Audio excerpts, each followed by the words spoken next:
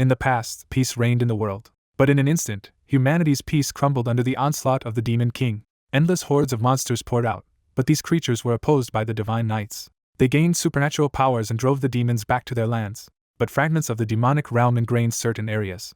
Many died in terrible agony, but those who survived turned into demons. Leica, our protagonist, was still a baby when his city was attacked by a powerful demon. A little boy was the only one to survive. He was extremely lucky, as he was saved by a powerful knight. 15 years later, Leica lived in an orphanage for children who had lost their families to demons. In this place, the protagonist was hated because of the scar on his face. The locals thought he was a demon just pretending to be human. Because of this, the protagonist was constantly bullied, having his food taken away from him, and humiliated, forced to beg for forgiveness. Leica dreamed of growing up and waiting for a priest from the Order of Divine Knights, because then he could pass the selection to join the knights and escape from the orphanage. On the day of the selection ceremony, the boys swore an oath to God to kill demons, after which they received a magical potion, which unlocked new skills in the body. MC panicked, because he had no idea what to promise the Almighty. Suddenly, a powerful force erupted from the protagonist's chest, after which a strangely colored concoction appeared in the bowl. The crowd immediately dubbed him a monster. Without hesitation, they attacked our protagonist and cut off his arm. Suddenly, a menacing demon burst into the building. The monster devoured everyone. The protagonist didn't know what to do, but suddenly his gaze fell on that strange liquid. There was no choice, so he simply took it and drank it. The guy's body suddenly filled with inhuman strength. The protagonist crushed the monster into a pancake in a split second.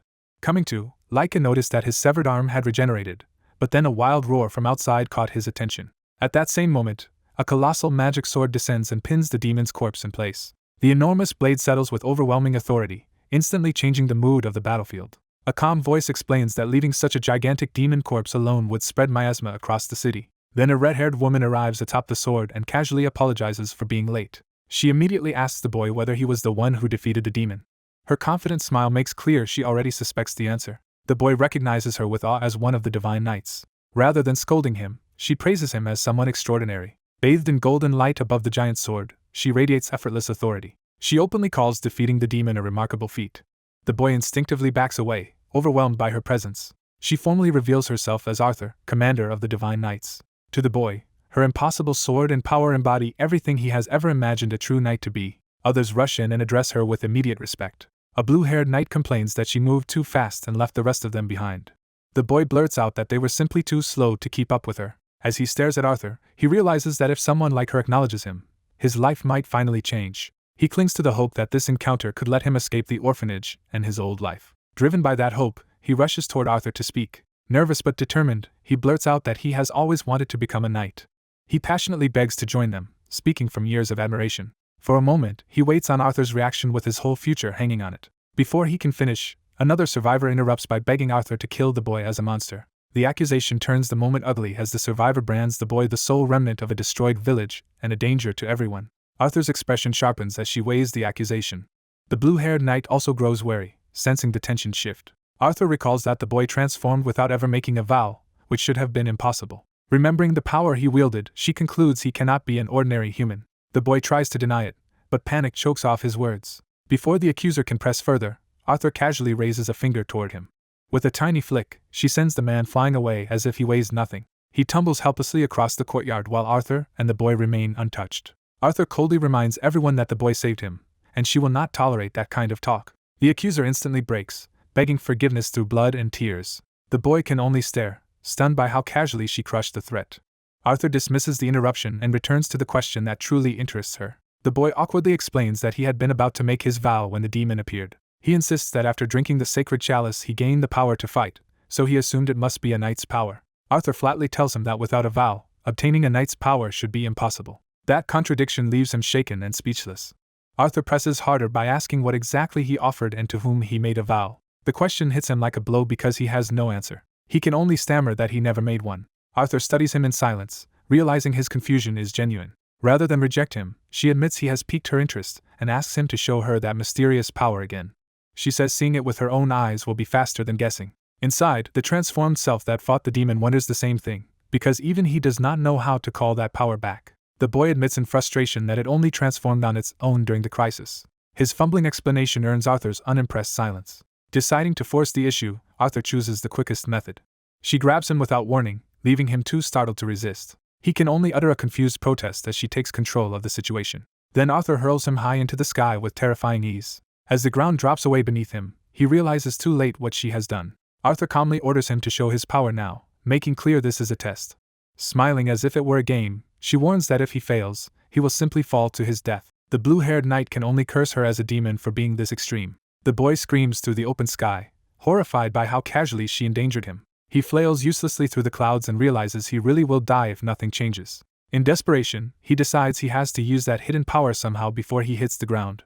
But instead of salvation, a huge flying creature drifts into his path. He finds himself falling directly toward the maw of a sky-eater bird. For one absurd second, shock leaves him blank. Below, Arthur calmly notes that they are in the bird's habitat and treats the new danger as an inconvenience. The blue-haired knight shouts that being eaten by that thing is fatal, but the warning comes too late.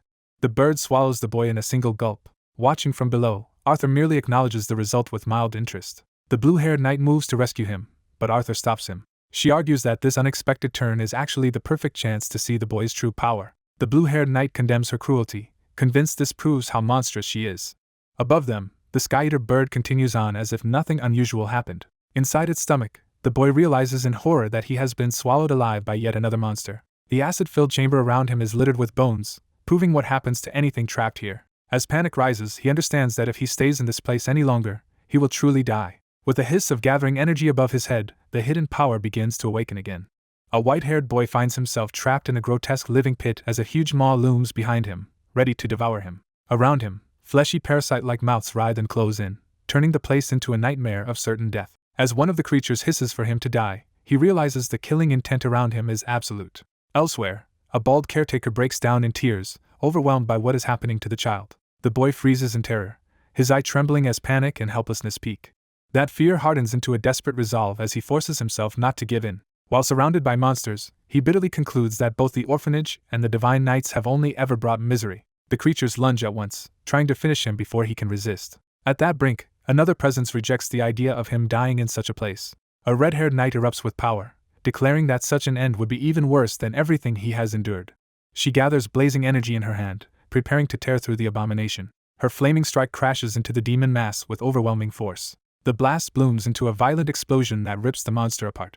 After the rescue, several knights stand amid the ruined grounds, assessing the aftermath. A blue-haired commander questions why the red-haired knight acted so recklessly, and what she hopes to gain from the boy's power. She openly wonders whether a child strong enough to defeat an unclassified demon alone will become an asset to them, or a danger. Before the discussion can continue, a surviving winged demon suddenly dives toward them. The attack is cut short as a precise slash tears across the creature. The red-haired knight launches upward in a blur of fire and blood, destroying the demon in one motion. She finishes the strike and bursts free into the open sky, leaving the remains behind. Her momentum carries her into a brief freefall after the kill. The watching knights are left momentarily speechless by the speed and violence of her response. She catches herself by planting a hand against the air or force beneath her, stopping the fall. A shockwave spreads as she stabilizes overhead, proving complete control of her power. Back on the ground, the commander rushes to the boy and checks whether he survived the battle unharmed. The boy groans awake in the commander's arms, still dazed from the ordeal. The commander confirms that, despite everything, the boy appears physically intact. He admits that anyone who could defeat that demon alone must already be at least vice commander level. The red-haired knight recalls that 15 years earlier he was the only one who opposed disposing of this baby, and now that child has grown into something extraordinary. The commander is visibly unsettled by the reminder of that buried decision from the past. He is identified as Kiran, commander of the 9th branch of the Divine Knights. Kiran coldly says he cannot tell whether saving the boy was truly merciful, since death back then might have spared him a harsher life. The red-haired knight calls to the shaken boy, drawing his attention back to the present. She declares that the child will be taken in by the knights so his unknown power can be kept under their watch. As she continues, a nearby witness listens nervously, sensing the weight of her decision. That witness can only stare, too intimidated to interrupt. She argues that humanity cannot afford to reject useful strength anymore, no matter how uncertain a person's origins may be. Her words shift into a broader warning that humans have little time left before a greater disaster arrives. The story turns skyward, toward the vast world beyond the ruined orphanage. Flying carriages drawn by winged horses cross the heavens, carrying the knights away from the scene. Inside one carriage, the rescued boy lies unconscious, finally safe for the moment. He begins to wake as someone gently checks whether he is conscious. He opens his eyes to find the red-haired knight smiling down at him, startling him badly. She apologizes for the shock, and he awkwardly asks where he is now. Still half-dressed and confused, he looks around the ornate carriage in disbelief. Seeing the winged horses outside, He realizes with amazement that the carriage itself is flying. The knight explains they had to leave before he woke because their schedule was tight, and she regrets that he could not say goodbye to anyone at the facility. That mention of saying goodbye makes him suddenly focus on what her words imply. Hope rises in him as he asks whether this means he has officially joined the Night Order. She confirms it with an easy smile. From this day onward, she says, he belongs under the Order's authority. More specifically, he is now under the Night Order's care. He repeats that phrase uncertainly, not sure whether it sounds reassuring or ominous coming from her. She clarifies that his very existence is an irregularity, and whether he can be trusted will be judged by what he does from now on. He accepts that condition surprisingly easily, deciding that anything is better than remaining trapped in the facility.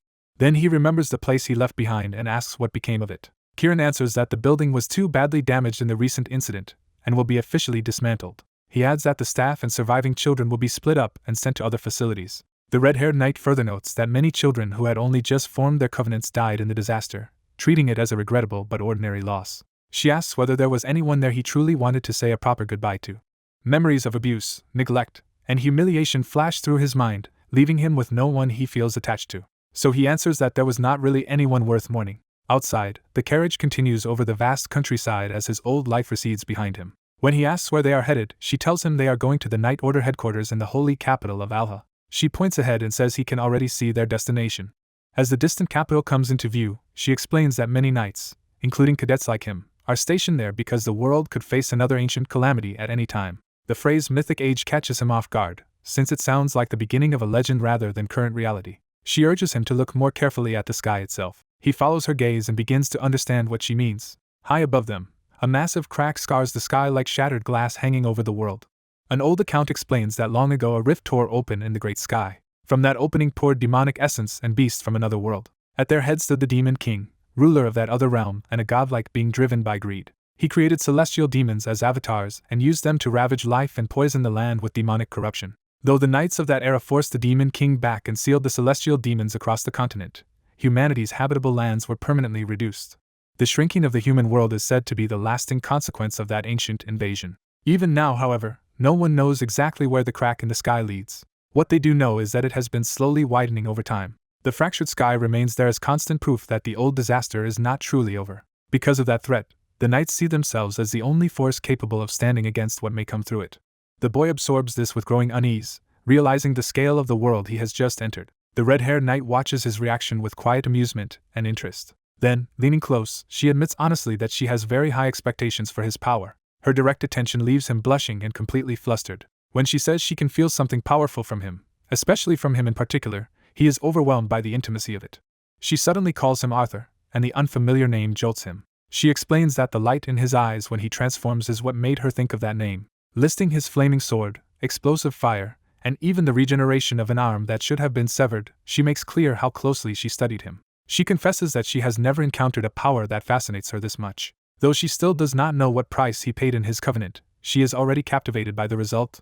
Her curiosity turns almost predatory as she reaches toward him. Catching a drop of his sweat, she says that for now she wants that power itself. With a smile that mixes charm and calculation, she asks him to wield it beside the knights for the sake of the people. Completely swept up by her words, he agrees at once and eagerly. Satisfied, she decides to test that eagerness immediately. Without warning, she announces that she already has a job for him, and kicks him out of the flying carriage. He plummets screaming, unable to believe he has been thrown into open air. The ground rushes up beneath him far too fast for thought. He crashes into a forest clearing hard enough to shake the trees. Stunned but alive, he realizes the fall hurt far less than it should have. That impossible survival leaves him staring in shock. He concludes that his body no longer feels like an ordinary human body at all. From above, the knight explains that those who form covenants gain two kinds of power: divine arts such as his transformation and enhanced physical protection far beyond normal humans. She adds that the Night Order's work is not only about slaying fiends, because his first task is simply to clean up the trash below. As the carriages depart, she orders him to finish the job and then run to the city without getting lost, leaving him alone in the forest. He repeats her insult to himself and starts to understand that she meant actual human trash. Before he can process it, he hears approaching footsteps in the woods. A group of rough men emerges, remarking that the night sky carriage has already left and that the area is clear. Their leader notices the boy and wonders who this stray brat is. Seeing him standing alone, they ask whether he caused the loud impact they heard. He is too startled to answer immediately. The bandits speculate that a child alone in a forest must be either abandoned or orphaned by fiends. One of them dismisses his background entirely, saying only his sale value matters. The boy realizes these men are bandits, and that the knight's order to clean up trash meant eliminating them. His hesitation gives way to sharp focus.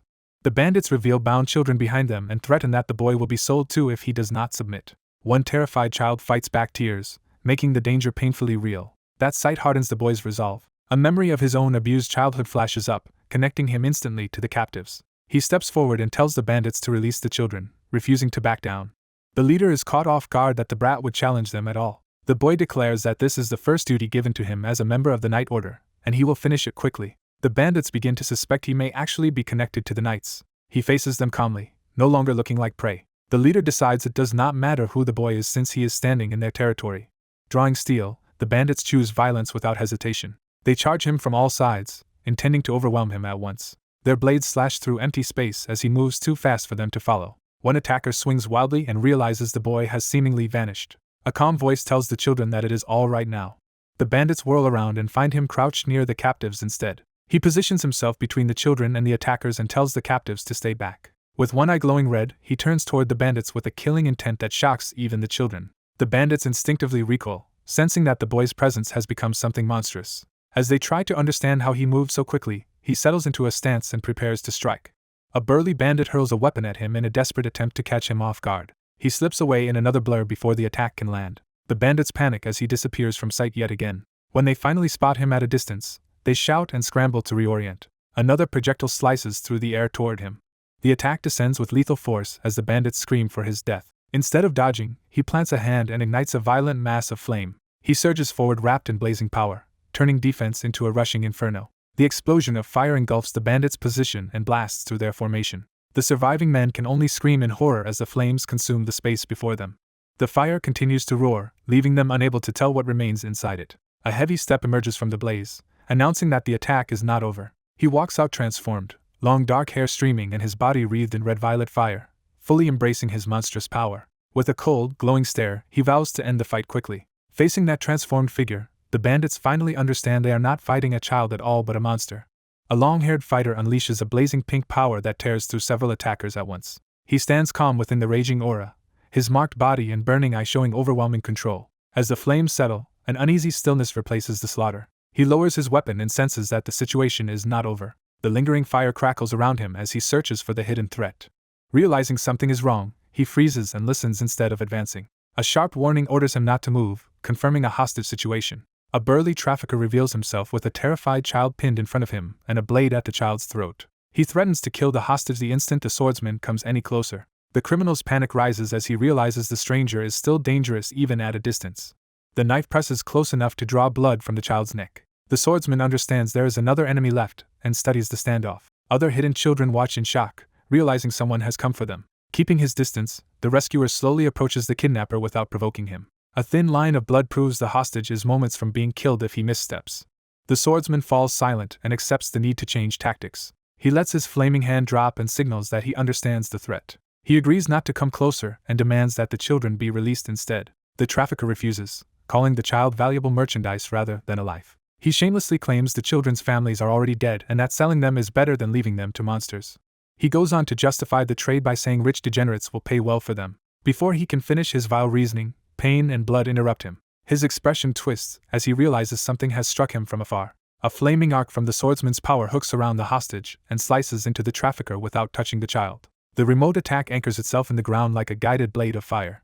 The trafficker screams as the burning cut sears through him. Blood sprays while the rescuer remains well out of reach, proving distance never made him harmless. He coolly reminds the criminal that he had already said he would not come any closer. The trafficker's body is severed and thrown aside, and the swordsman realizes his power can act independently of his weapon. He marvels that his divine arts can create a ranged construct like this as well. With the danger gone, he checks on the freed child while noting how useful the technique is. Seeing the child's fear, he deliberately softens his presence and lets the flames die down. His glowing eye narrows as he carefully reins in the terrifying aura. Even so, the child breaks down crying from the shock. The swordsman stands still and lets the child approach on the child's own terms. He relaxes into a gentle smile to show he means no harm. He reaches out and pats the child's head instead of grabbing him. Kneeling to the child's level, he gently acknowledges how frightening everything was. At that moment, a white-haired young man appears nearby with an easy smile. The rescued child instinctively clings to the newcomer, and the newcomer nearly topples from the sudden embrace.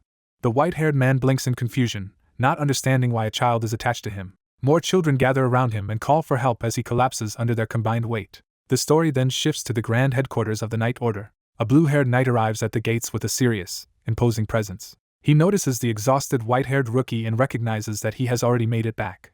When the rookie seems ready to disappear again, the knight stops him. Instead of walking, the children carry the unconscious rookie through the city toward the Order's grounds. The rookie hangs limp while the children struggle together to support the man who saved them. The blue-haired knight intercepts them and demands an explanation for the absurd scene. The children explain that the rescuer brought them safely to the city and then immediately passed out.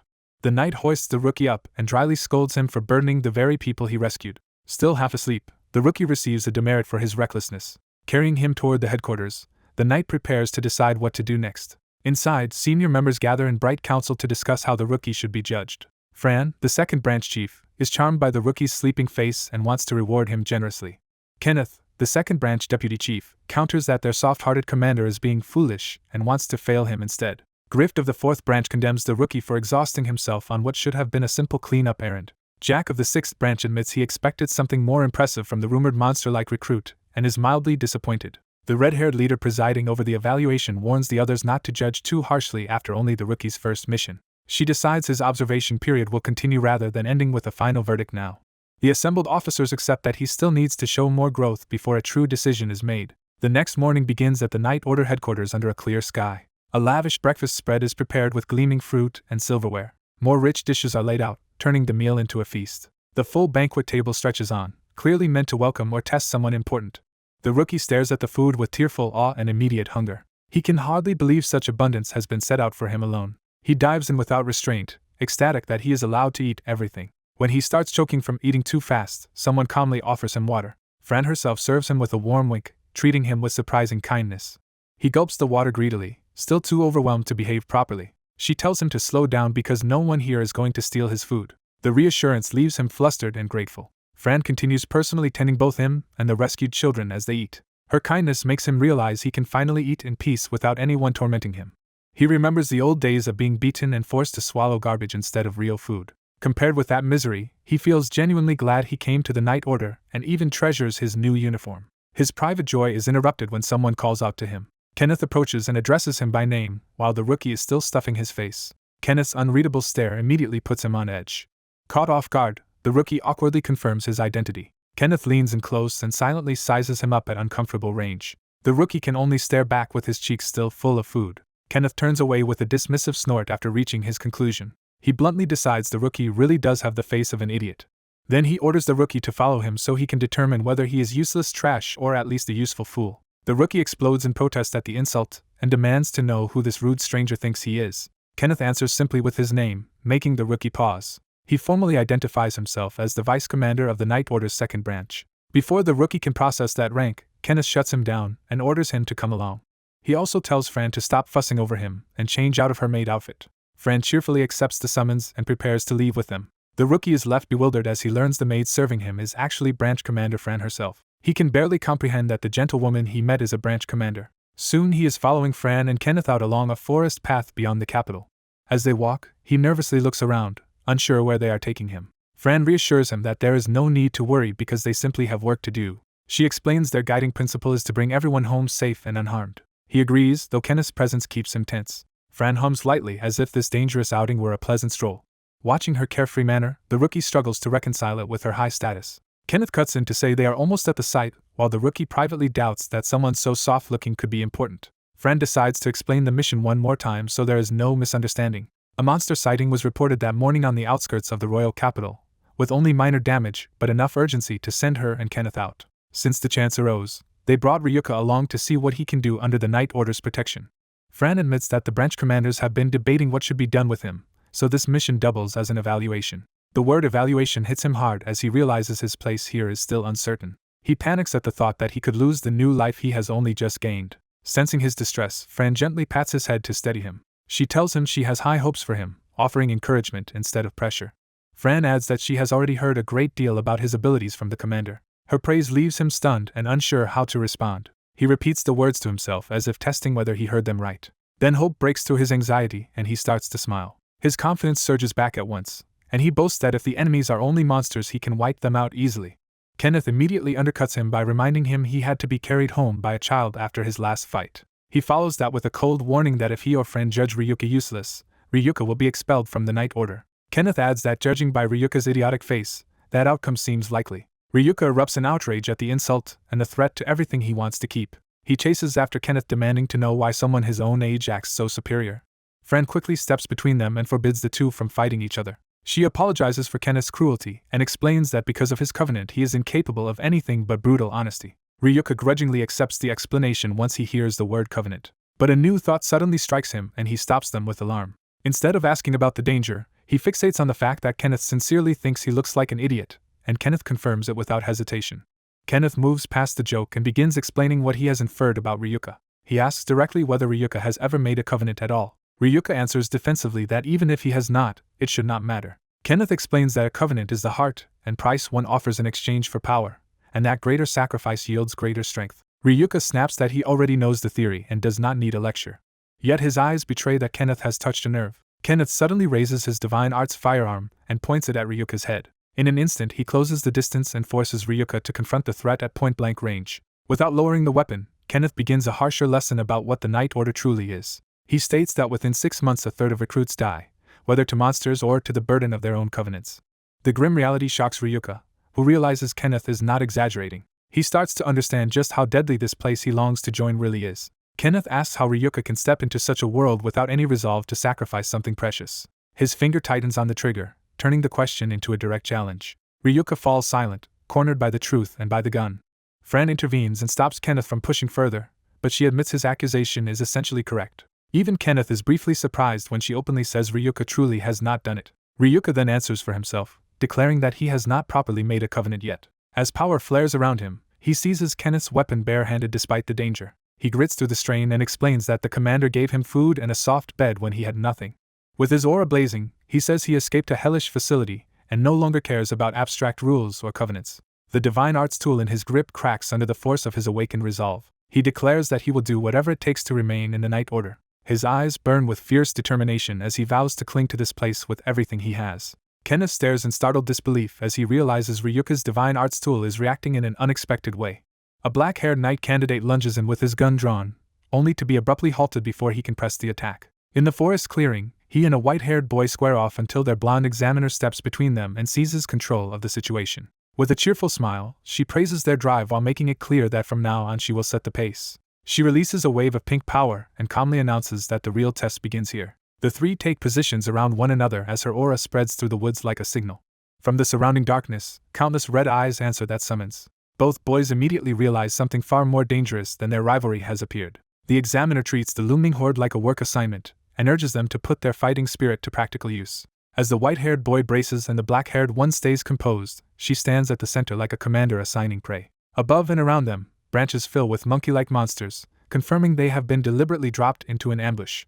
The beasts close in from every side, hemming the trio into a shrinking circle. The white-haired boy notices movement overhead a split second before the attack begins. The monsters dive at once, forcing both boys to abandon their standoff and defend themselves together. A poisonous tail whips past with enough force to shear through wood. The white-haired boy barely avoids being hit and realizes how close he came to dying. His relief vanishes when he spots what the tail did to the trees. The severed wood starts dissolving into a purple sludge instead of simply breaking. Even the stump continues to melt, proving the damage is corrosive rather than physical. One of the ape-like monsters raises its slick pink tail like a venomous weapon. As the boy blurts out that the tree melted, the examiner warns him not to touch the tail under any circumstances. She explains that the tail's spines carry a fast-acting lethal poison just as more monsters leap in. The white-haired boy charges anyway, shouting in protest at how unfair the monster's weapons are. While dodging the sweeping tails, he fumes that the whole setup feels rigged against him. He twists through the barrage and openly accuses the test of cheating. The examiner watches his complaint with amused satisfaction rather than sympathy. Then, without warning, she leaves the remaining monsters to him and heads off on her own. As she cuts down a beast in passing, she reasons that a fiend must be directing such a coordinated swarm. She declares she will scout ahead, ignoring the white-haired boy's protest and leaving him behind with the black-haired candidate. The black-haired candidate silently arms both pistols, his green aura flaring as he prepares to act. He plants a gun against the white-haired boy's head, stunning him into stillness. Without hesitation, he fires past him at an incoming monster. The blast knocks the white-haired boy back, making him realize the other candidate is protecting him while refusing to coddle him. Behind him, the shot cleanly blows apart a charging beast. The white-haired boy lands on the ground and stares up at the black-haired candidate in confusion. The black-haired candidate coldly tells him that if he thinks knighthood is easy, he should sit down and watch because right now he is only getting in the way. Stung by the insult, the white-haired boy forces himself back up instead of retreating. As another monster dives at him from behind, the taunt about a picnic lodges in his mind. He answers the attack by shaping his pink-orange flame into a blade with his bare hand. He slashes upward through the lunging beast and shouts for the other boy to listen. Driven by desperation, he yells that he has to join the Knight Order no matter what. The black-haired candidate keeps his gun trained and dismisses the declaration as meaningless on its own. Even while the white-haired boy fights, the other tells him that if he is serious, he must prove it in battle. He makes the challenge explicit by demanding evidence instead of passion. Then he dashes ahead through the swarm, forcing the white-haired boy to chase his standard rather than his words. The white-haired boy surges after him with his flame blade raised, determined not to be left behind again. Meanwhile, the black-haired candidate tears through multiple monsters at once, his gunfire and movement carving open the horde. He fights with effortless precision, showing the calm confidence of someone far above an ordinary recruit. The white-haired boy cuts through incoming attacks and bullets of light as he tries to keep pace. He leaps high and brings his flaming blade down with brute force on another monster. The strike cleaves straight through, proving his power is real even if rough. Several corpses drop around him, leaving him briefly standing in a circle of bloody bodies. He looks up and notices the black-haired candidate still dominating the battlefield elsewhere. That candidate stands at the center of a storm of green gunfire, blasting apart monsters in every direction without slowing. The horde piles around him in heaps, yet he remains untouched in the middle of the carnage. Watching this, the white-haired boy bitterly admits that the vice commander's combat level is on a completely different scale from his own. Before he can dwell on it, more monsters descend on him from above. He braces and drives a towering pillar of flame upward to meet them. Roaring, he swings that oversized fire blade in a wide arc to cut them down. Even as he attacks, he realizes the cost of maintaining such large flames is draining him dangerously fast. A memory of collapsing in front of children reminds him that if he keeps burning this hard, he will burn out again. The black-haired candidate's voice cuts in, mocking him for already reaching his limit. Still firing through the corpses, he tells the boy that if he is going to rest, he should at least do it properly instead of zoning out in the open. He dryly advises him to find shade, as if battlefield survival should be obvious. The white-haired boy grits his teeth, furious at being lectured while struggling to stay upright. He cannot understand how the other candidate has fought non-stop without even being scratched, and the gap between them starts to feel overwhelming. Trying to understand, he asks how those guns can keep firing forever, and the black-haired candidate casually explains that his divine arts tool creates bullets by feeding in mana. The answer reminds the white-haired boy of the examiner's earlier joke that Kenneth literally cannot lie because of his covenant, so he accepts the explanation despite himself. He finally grasps the core difference between them. Kenneth injects mana into each shot, while his own flames pour out in one continuous wasteful stream. That insight only frustrates him more, because knowing the flaw does not give him a new weapon or enough time to fix it. So he decides that if efficiency will lose him the fight anyway, he might as well bet everything on raw output. Kenneth notices the white-haired boy igniting himself like a falling comet and turns to watch what he will do. With a faint smirk, Kenneth asks whether this means the boy is finally giving up on subtlety. He judges that the boy cannot adapt or think of a better plan, but also senses that this reckless style is exactly what suits him. While continuing to mow down monsters, Kenneth resolves to report the examiner's absence and the situation once she returns. Then he catches a strange disturbance above, and his attention snaps upward. He looks to the sky, sensing something far more dangerous than the remaining beasts. A colossal spear of flame crashes down from above, splitting the battlefield open and forcing Kenneth to confront the white-haired boy's full-power attack. Kenneth is genuinely shocked by the scale of the blast. Standing inside the blazing column, the white-haired boy admits that tricks are not his style and decides to ignore efficiency and mana cost entirely. He raises both hands and commits to going all out, no matter the consequences. The surviving monsters can only roar up at the descending inferno. Kenneth leaps clear with a click of irritation, recognizing the attack as wildly excessive. The white-haired boy screams for the blast to hit now, throwing every last bit of control into the strike. The flaming spear slams into the clustered monsters and the ground beneath them. The impact erupts into a blinding explosion that engulfs the entire area. The detonation keeps expanding, turning the battlefield into pure white fire. Even the largest monsters are swallowed whole by the blast. When the light clears, Kenneth hangs above the devastation, having escaped the center by a narrow margin. Sweating now, he calls the attack reckless, acknowledging that the boy nearly caught him too. Below him, the explosion has gouged out a massive crater and annihilated everything at its center. The white-haired boy collapses in triumph and exhaustion, boasting weakly that he is completely spent and cannot even move a finger. Kenneth walks toward the crater in silence while the boy eagerly asks whether he saw that display. The boy points out that he wiped out far more monsters in a single blast and insists that this should finally earn him recognition. Kenneth's expression shifts from indifference to suspicion instead of approval. He narrows his eyes, sensing that something about the aftermath is wrong. Looking over the corpses, he notices thread-like strands sinking from the bodies into the ground.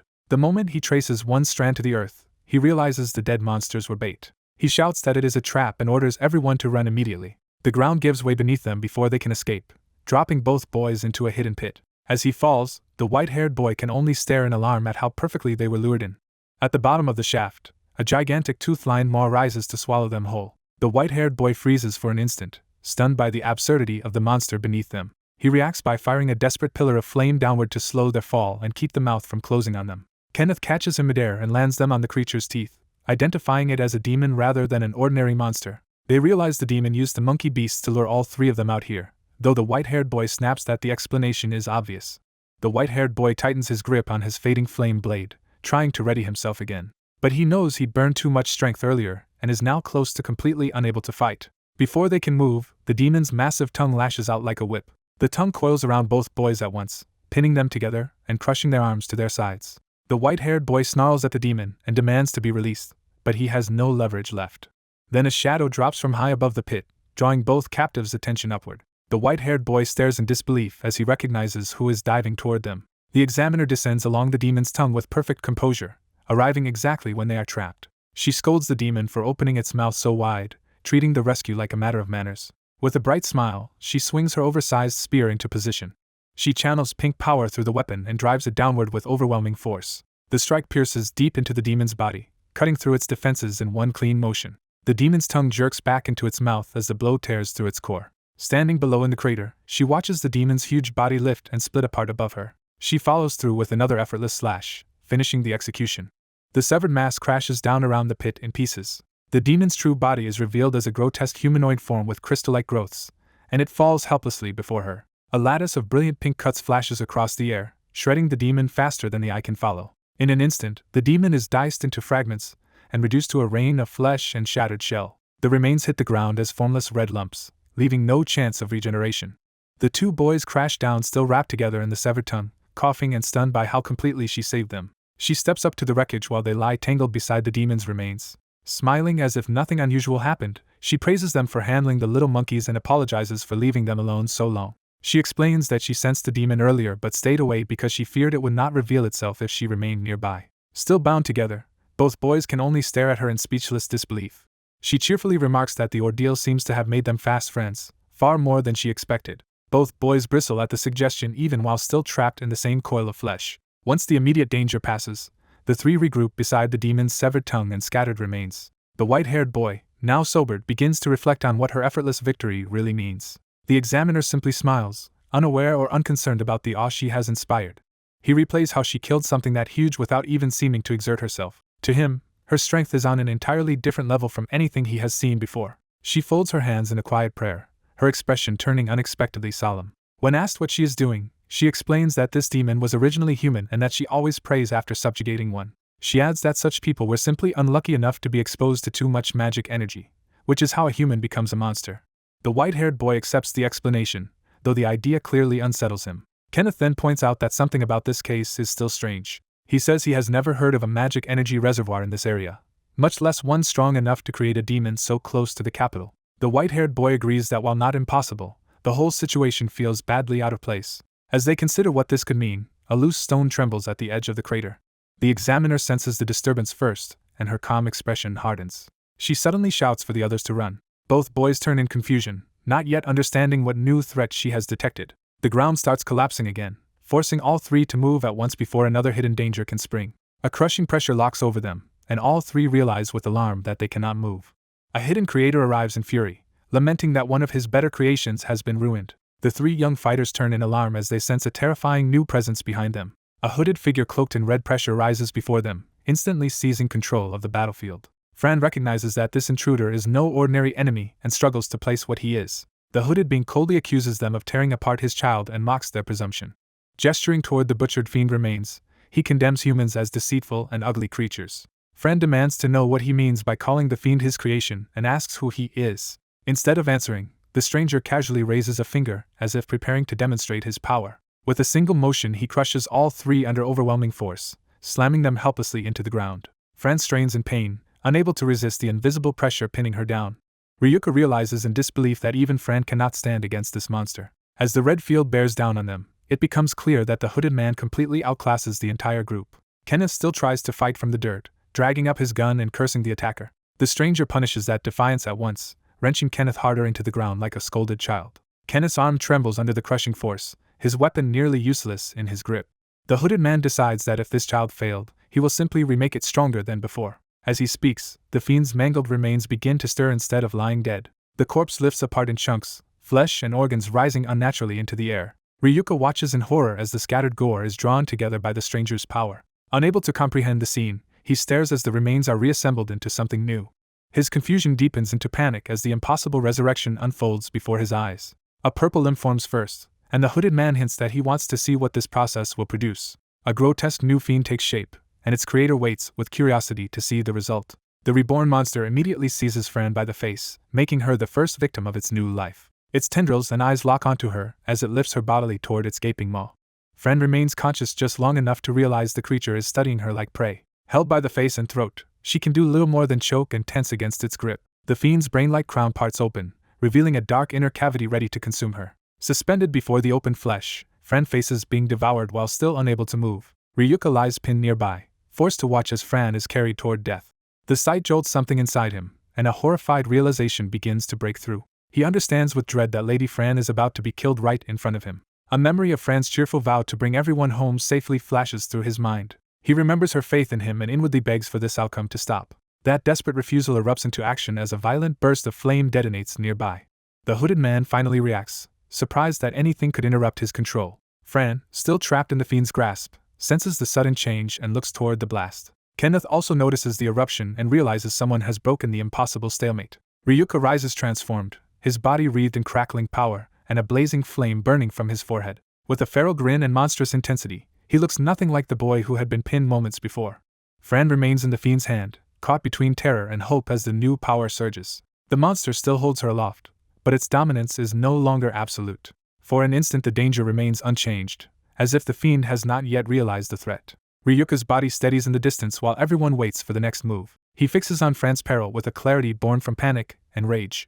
The thought hardens inside him that if he does nothing now, Fran will die. Her promise to protect everyone returns to him like a command he cannot betray. Her gentle encouragement becomes the final push that drives him to act. He plants himself against the crushing force, bloody but refusing to stay down. With sheer will he forces another step and mentally screams for the killing to stop. His refusal explodes outward in a second, even more violent surge of power. The hooded man stares, now openly intrigued by what Ryuka is becoming. Fran feels the pressure of the fiend's grip even as the balance of power shifts around her. Kenneth watches in stunned disbelief as Ryuka's eruption continues to build. Ryuka's transformed body roars with power, the flame on his forehead blazing brighter.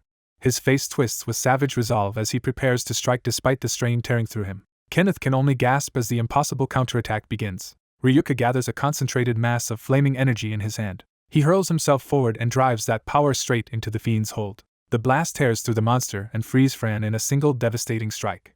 Fran recoils in shock as the hand that held her is suddenly blown apart. Ryuka lands in a crouch, transformed and trembling after saving her. Breathing hard, he struggles to keep control of the power raging through him. The strain makes his body shake, but he remains standing long enough to face the true enemy. The hooded man watches silently, no longer dismissive but carefully assessing him. Ryuka drops to one knee, exhausted, while the stranger pauses in thoughtful silence. At last the hooded figure lets out a pleased sound, as if he has discovered something valuable. He praises Ryuka for being able to move at all inside such an immense gravity field. The stranger adds that there is something even more remarkable about the boy. Ryuka forces himself back up, surrounded by the lingering red aura of his awakened power. The hooded man identifies the flame as something not native to this world. Finding that revelation fascinating, he steps closer to inspect Ryuka directly. With eerie politeness he grabs Ryuka's face and pries open one eye to examine it. For the first time, the stranger's composure cracks with startled recognition. Inside Ryuka's eye he sees a strange red mark reflected in the pupil. The mark becomes clearer, confirming that the power is tied to something far beyond ordinary magic. The eye fills the scene like a gateway, emphasizing the alien force dwelling within him. Laughing in delight, the hooded man concludes that Ryuka has made a covenant with a god from another world. Yet even as he says it, he begins to sense a fatal flaw in that miracle. He is astonished that Ryuka would offer up something so extreme to obtain such power. That realization snaps the stranger from delight into alarm. His widened eye shows that even he did not expect the cost to be this severe. Before he can react, a beam of Ryuka's flame erupts straight through his head. The hooded body reels as Ryuka's attack pierces it from behind, leaving the stranger baffled. Ryuka, eyes glowing, snarls that the man has been unbearably loud and finally strikes back on his own terms. He follows through with a brutal close-range assault, ripping into the hooded body with raw force. The puppet shell bursts apart around a glowing core as Ryuka tears it to pieces. What remains of the hooded figure collapses lifelessly to the ground. Ryuka staggers away from the wreckage, his last burst of strength already fading. The power leaves him at once, and he crashes face first into the dirt. Fran and Kenneth, both battered, can only breathe and stare at the aftermath. Looking over Ryuka's collapsed body and the shattered enemy, they wonder if he actually won. Fran remains tense, sensing that the answer may not be so simple. The broken hooded remains lie still, but something about them feels wrong. Fran moves first, kicking aside the torn cloak to uncover the truth beneath it. What she sees instantly changes her expression from relief to alarm. Under the cloak lies only a bound puppet body, proving the enemy was never truly there. They realize the hooded man had been remotely controlling this vessel from elsewhere. As Kenneth addresses Ryuka, the implications of that revelation sink in. Fran kneels beside the unconscious boy while Kenneth turns toward him in concern. Kenneth reassures her that Ryuka is alive and has merely fainted from overexertion. Fran steadies herself, still troubled by what his power revealed. Her thoughts return to the unseen man who could create fiends in such monstrous ways. She recalls the red portal and concludes that only someone of terrifying caliber could do this. A dreadful suspicion forms in her mind about the mastermind's identity. She voices it at last, wondering if the culprit could be the magic master, ruler Tempest. Far away in a peaceful enclosed village, a small witch cheerfully calls out to Tempest. She opens the door and barges in without ceremony. The child scolds Tempest for sleeping again instead of doing anything productive. Inside a sunlit room, the long-haired man lies sprawled on a couch as if he has been napping all day. A book slips over his face as he stirs awake with mild annoyance. The girl teases him for lazing around on such a beautiful day, and he offers an easy apology. Sitting up with the book in hand, he says he was only having an interesting dream. Tempest smiles faintly, clearly more amused than embarrassed by the interruption. He admits the dream excited him enough to leave his heart racing, while the girl calls him a clumsy adult. With a lazy flick of his fingers, he uses magic instead of moving properly. Tea pours itself neatly into a cup as the girl complains that he is being lazy again. Tempest accepts the cup with serene satisfaction, perfectly at ease in his own home. He concedes that she is right, as if laziness is simply part of his nature. Looking upward, he remarks that the sky is beautiful and hints that something entertaining is about to begin. Elsewhere, the battered party continues toward the capital through a bright forest, carrying Ryuka along. Kenneth urges the unconscious Ryuka to hold on because they are almost at the royal capital. Ryuka remains limp on Kenneth's back, still completely spent. Even in unconsciousness, the strain of the battle shows on his exhausted face. The hooded enemy's delighted laughter echoes back through Ryuka's fading memory. That voice repeats its horror at what Ryuka offered up for power. A vision of a chalice filled with strange purple substance suggests the price of that covenant. By sunset, the royal capital comes into view as the group finally reaches safety. Soon after, the knights gather around Ryuka and discuss the report that he may be contracted to a god from another world. In the underground headquarters of the Knight Order, senior members assemble to judge the matter. Ryuka lies unconscious on the table, while the others weigh his fate over his sleeping body. 4th Branch Commander Grift argues that if the report is true, Ryuka's existence threatens the very foundation of the Order. 6th Branch Vice Commander Jack counters that Ryuka also produced an enormous divine instrument, and could be extremely useful. The memory of Ryuka's Pillar of Flame underscores just how extraordinary that power was. 9th Branch Commander Kirin insists that Ryuka has repeatedly proven his value in battle and should not be condemned by an unknown enemy's words alone. Vice Commander Gavin rejects that defense, saying even the possibility that Ryuka is the magic master makes the risk intolerably high. He argues that such uncertain elements only spread chaos and have no place in their organization. A cold blue eye watches the debate, revealing how severe and personal the judgment has become. The room falls into tense silence as the leaders wait for more testimony. The red-haired knight remains composed, listening rather than rushing to either side. She turns to Fran and asks for her direct opinion because she witnessed the battle herself. Put on the spot, Fran gathers herself before answering. She states that neither she nor Kenneth could move under that man's power, and only Ryuka was able to oppose him. Remembering the red gravity field, she says plainly that without Ryuka they all would have died. Even so, she clenches her hand, knowing her testimony is not entirely simple. The image of Ryuka's terrifying transformed state returns to her mind. She admits that Ryuka himself could not fully control the power he used. The others react sharply as she begins to explain the cost of that power. Fran reports that every time Ryuka uses it, he becomes completely exhausted and collapses afterward. Hearing that, the stern commander wonders whether such a dangerous force can truly be called under control at all. In a stone room, the knights gather around an injured white-haired boy on a table, weighing what to do with him. A red-haired female officer coolly signals she understands the situation and its implications. The group frames the real issue as whether the boy can control his own power, and thus qualify for the Knight Order. 2 nearby knights tense up, sensing the decision is about to turn harsh. An older stern man and a confident blonde healer look on, the mood split between severity and readiness. The red-haired officer presses Vice Commander Galva on what proof would satisfy him. Gava narrows his eyes, deciding to judge the boy by a concrete test. Gava declares the boy must pass the trial of the guarded flame to be accepted. The announcement shocks the onlookers, who recognize the trial's danger. The red-haired officer finalizes the plan, orders Jack to heal the boy, and bluntly treats the trial as sending him to hell. She insists the boy be patched up properly so the trial can proceed without excuses. Still unconscious, the white-haired boy grimaces as if sensing something ominous. His mind plunges into a violent, blood-dark vision as something awakens within him. A sinister presence identifies his secret, claiming he has contracted with a god from another world. The revelation echoes in a red void, emphasizing the otherworldly god's involvement. The voice mocks the idea of offering such a contract, implying it is grotesque and unnatural. The presence calls him disgusting, provoking a furious, confused response. The boy snaps back, shouting for the voice to be quiet as he jolts toward consciousness. He wakes in a quiet infirmary room, startled to find himself alive and watched. A black-haired knight calmly notes he is finally awake while continuing to read. The black-haired knight remarks that healing techniques were used and asks how long the boy intended to sleep. When the boy worries about the earlier attacker, he's reassured the immediate danger has passed. The black-haired knight's guarded expression softens with visible relief. The boy begins to thank him, unsure how to respond to the concern. The black-haired knight thanks the boy for saving them and admits he was worried when the boy wouldn't wake.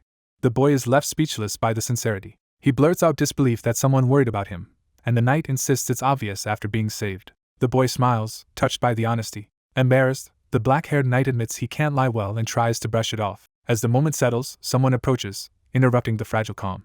The door swings open to reveal the black-haired knight and the boy awkwardly close together. Both turn toward the entrance, caught off guard by the intrusion. Branch Commander Kirin arrives, composed and authoritative. Kirin apologizes for disturbing the recovery but says a decision has been made about the boy's future. The boy repeats the word future, trying to understand what's being decided for him. Kirin states the decision plainly. The boy will undergo the trial of the guarded flame. The black-haired knight erupts in protest, stunned by the recklessness. The boy, confused, repeats trial as if it doesn't compute. The black-haired knight argues the boy is a brand new charge and far too inexperienced for something so extreme. Kirin asserts his authority as the official administrator of the trial, cutting off objections.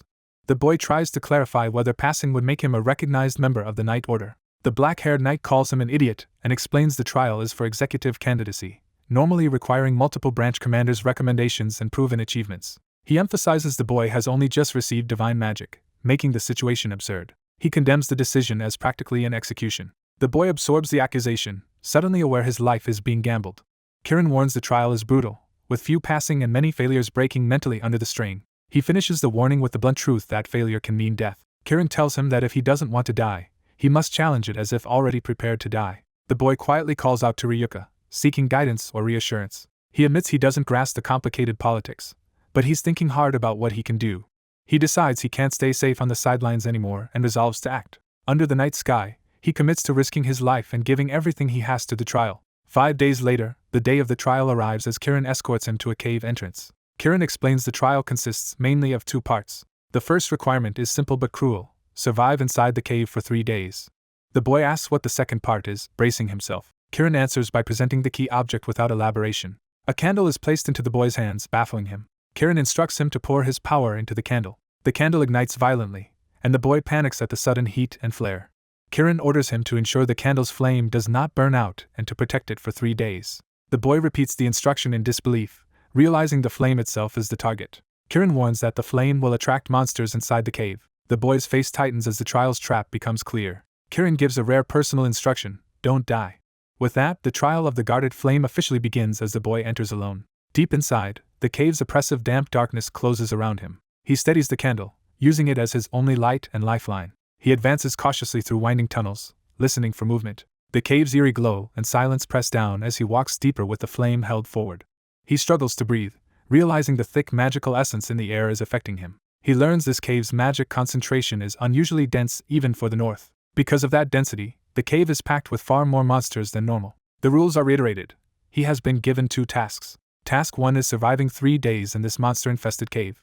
Task 2 is introduced as something separate, and even more immediate. His eyes sharpen as he senses a threat closing in. The second task is to ensure the candle's flame is never extinguished, and to keep protecting it. He's told letting the flame go out is not an option under any circumstances. If the candle burns out completely, he fails outright, making time and control critical.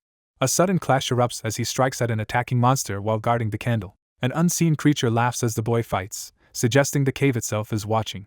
He lands a decisive blow, splattering a monster with green ichor while keeping the flame upright. He pauses, startled by how quickly the danger escalated. He realizes the candle burns using his own power as fuel, so a big flame means faster depletion. He decides to reduce the output, comparing it to narrowing a water outlet to conserve supply. He forces himself to calm down and focus on control rather than panic. With the flame stabilized, he moves again, wary of more incoming threats. He remembers the endpoint. A bell will ring throughout the cave exactly 3 days from now. Until that bell, he must keep the flame alive no matter what attacks him.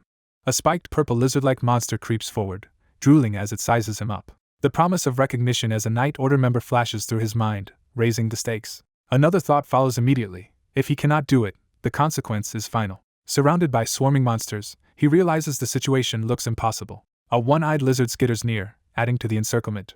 The cave fills with a shimmering haze as the mob closes in from all sides. Far away, Kirin and the black-haired knight monitor the trial through a scrying pool. Watching the feed, the black-haired knight looks sick with worry while Kirin remains steady. The black-haired knight's eye tightens, anticipating disaster. He concludes the trial is impossible for the boy at his current level.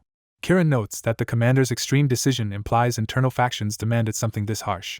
The face of the long-haired blonde commander looms in memory, suggesting the source of the cruelty. Back at the pool, the black-haired knight and Kirin continue watching, tension unresolved. Kirin hesitates, as if reconsidering his earlier certainty. He admits he has a feeling the boy will manage somehow, surprising the black-haired knight. Inside the cave, bursts of light explode around the boy as he maneuvers through attacks. He grits his teeth, realizing he can't outlast this by cautious defense alone. Seeing the monster's numbers, he decides that playing it safe for 3 days will only corner him. He commits to a risky plan, his eye igniting with resolve as power surges. He deliberately feeds more power into the candle, making the flame swell. The flame roars into a massive blaze, turning the candle into a beacon and weapon. The tunnel ahead glows orange as the huge light draws everything toward him. Monsters react instantly, lunging toward the sudden inferno. More creatures rush in, their hunger and aggression amplified by the lure. The cave becomes a convergence point as multiple monster types swarm from different directions. The boy's strategy becomes clear: make the candle flame ridiculously huge to draw every monster to him. He vows to finish them all at once rather than be hunted for 3 days. The horde closes in around him, forming a deadly ring. He unleashes a scream and a surge of power, pushing his limits to trigger a single overwhelming strike. A violent purple-white blast erupts at the center of the swarm, consuming the nearest monsters. The explosion expands outward, shredding the mob in a blinding wave. The blast continues to bloom, washing the tunnel in searing light.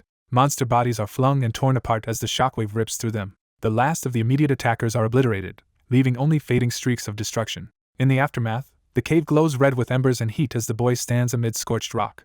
He pants and wonders if this is enough to turn the trial in his favor. At the scrying pool, the observers register the sudden reversal, stunned into silence. The black-haired knight tries to rationalize it, guessing the boy plans to clear the cave first, and then wait out the time. Back inside, the boy braces near the still-burning flame, ready for whatever survived. Kirin allows himself a small, impressed smile at the boy's audacity.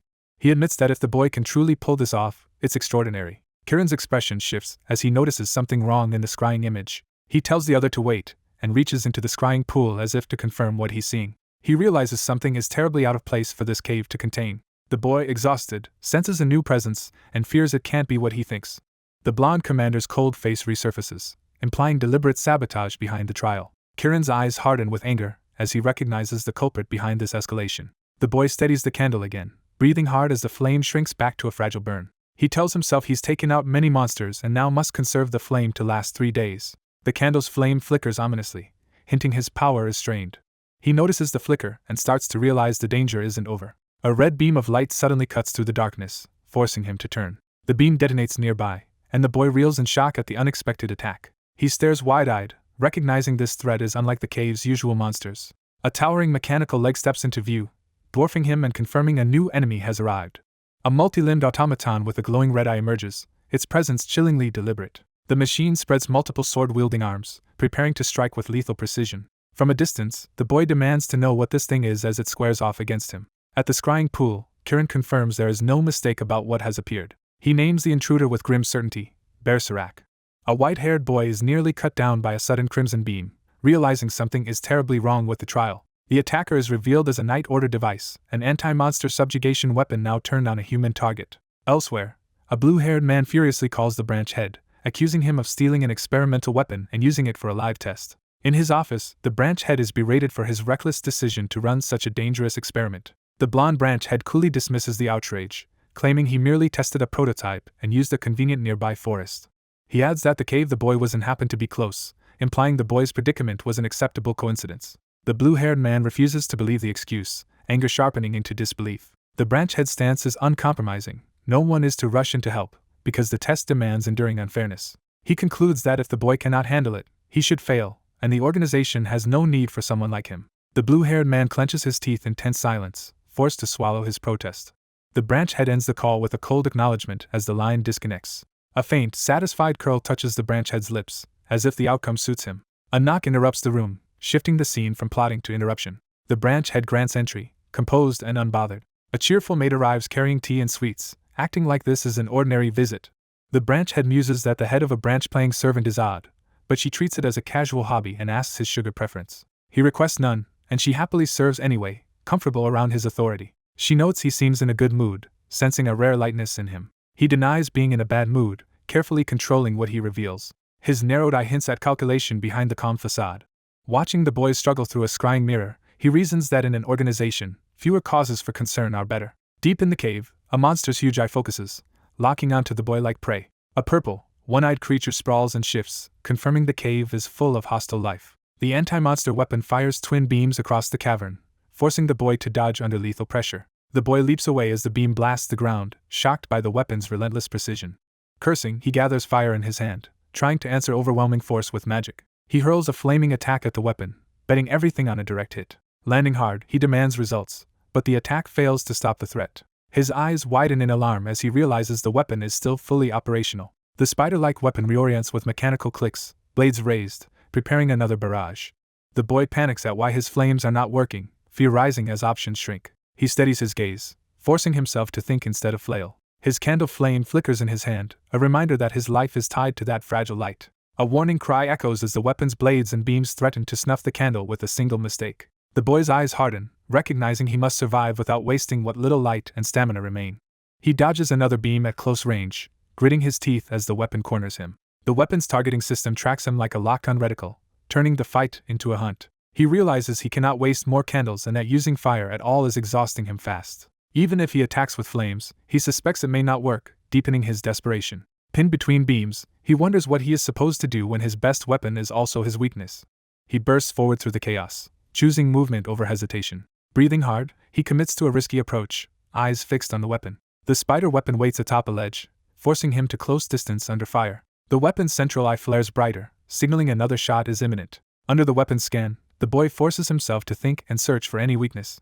The weapon's eye shifts as if noticing a pattern in his behavior. The boy tenses, sensing the weapon is reacting to him rather than firing randomly. A wide gap separates them, and the weapon holds position, watching him from above. He notices it is not attacking for a moment, and that pause becomes a clue. He takes a cautious step, testing whether movement triggers the weapon. The instant he moves, a beam slams down near him, confirming the weapon fires in response to motion. The blast throws debris and shockwaves, nearly knocking him off balance. He freezes mid-turn, realizing he can manipulate its firing by controlling his movements. He concludes the weapon is sensing his motions and firing based on them, turning its strength into predictability. With that insight, he braces to exploit the trigger mechanism. He darts across the ground, baiting a shot to carve the terrain where he wants. Charging straight in, he forces the weapon to commit to a firing line. The weapon launches twin beams again, locked onto his approach. The boy watches the glowing projectiles with grim focus, timing his counter. He pivots at the last moment, guiding the beam's path toward the weapon itself. He commits to the gambit, aiming to make the weapon cut itself down with its own beam. The weapon's eye flares as it fires, unaware it has been tricked into self-sabotage. The redirected beam slices through the weapon's body, severing limbs and destabilizing it. The spider weapon crashes and breaks apart, its blades scattering as the boy's plan succeeds. He confirms the tactic worked, finishing the weapon by turning its own power against it. With a furious shout, he lunges in to deliver the final blow, determined to end the threat. He slams down with explosive force, pouring everything into the finishing strike. The weapon's core sparks violently, electricity and light sputtering as it fails. Its internal cables and conduits snap and whip loose, the machine dying in pieces. The boy rips into the core area, tearing out the vital components to ensure it cannot recover.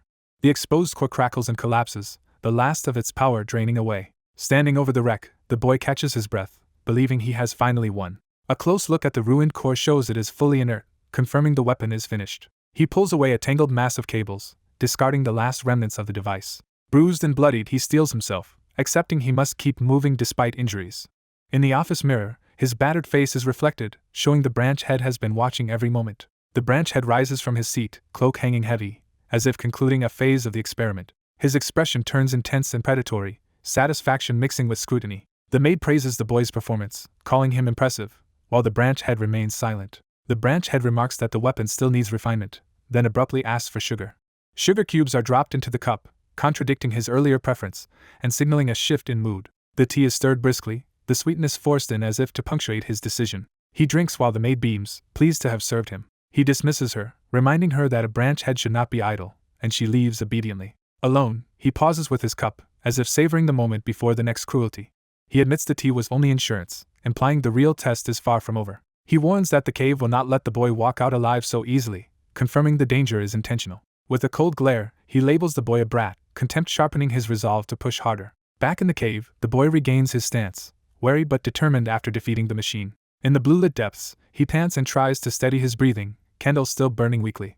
He sits with the candle in hand, exhausted and injured, listening to the cave's unsettling silence. He worries the bell has not rung yet, meaning the trial is still active and escape is not granted. He counts that only a few candles remain and admits he is nearly at his limit. The blue-haired man elsewhere senses something off, as if realizing the situation is escalating beyond a simple test. The boy notices the monster flesh he cut earlier is moving, a horrifying sign of continued threat.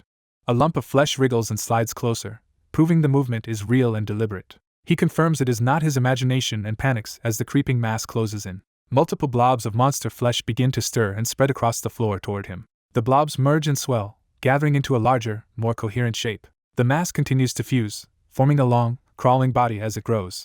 A worm-like monster rises from the pooled flesh, newly regenerated and already hostile. Surrounded by emerging creatures, the boy realizes they are regenerating and cannot be ended by simple damage. He suspects the cave's dense magic power is fueling their regeneration, making the environment itself the enemy. The blue-haired man hears the bell and jolts, realizing the trial's time limit is reaching its end. He recalls the rule: until the bell rings and the boy exits the cave, the candle's flame is the only thing keeping him alive. The boy forces himself up and decides he must reach the exit immediately. The blue-haired man's eye tightens with urgency, as if preparing to intervene despite orders. In the darkness, countless monster eyes appear, revealing the boy is being swarmed from all sides. He runs with the candle held close while massive creatures loom behind him, closing the distance. He realizes the flame is so tiny that even a brush from a monster could extinguish it and kill him. The horde surges after him, forcing him to sprint while protecting the candle at all costs. He pushes himself to hold on, teeth clenched, as monsters crowd the tunnel around him. His face twists with determination and fear, refusing to collapse before the finish. A huge maw and other beasts lunge, ready to tear him apart or snuff the flame. He spots the exit's bright light ahead, hope flaring as salvation finally appears. Just as he nears freedom, a sudden slash rips across his back, spraying blood and halting his momentum. He cries out in pain, shock and rage mixing as his body threatens to give out. He forces himself forward anyway, refusing to stop with the exit so close. Reaching out, he begs for just a little more strength to cross the final distance. The monsters surge behind him as he lunges toward the outside, the last stretch turning into a desperate scramble. His eye widens as he senses someone approaching from beyond the cave mouth. A voice orders him to get down, warning of an incoming strike. The boy drops low as monsters charge, and a powerful force gathers to intercept them. A sweeping blue energy blast tears through the pursuing monsters, shredding them into pieces. The boy crawls out into daylight, stunned, as a booted figure stands over him protectively. The blue-haired man declares time is up, ending the ordeal with authority. Outside the cave, he stands with spear in hand while the boy lies bloodied on the ground at the entrance.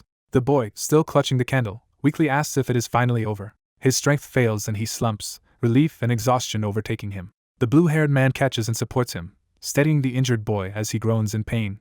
A blue-haired knight acknowledges the newcomer's survival with calm approval. He cradles the battered white-haired boy, praising him for enduring the ordeal. The exhausted boy drifts with eyes closed, barely conscious from what he's been through. He jolts awake in sudden alarm, sensing something has changed. Now seated alone on a throne-like chair, he takes in the ominous chamber in silence.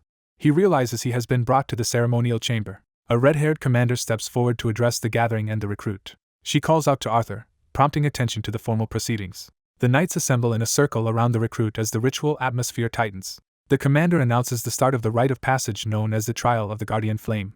She declares the sacred order will reveal their vows and arms to prove trust in the new recruit, Ryuka.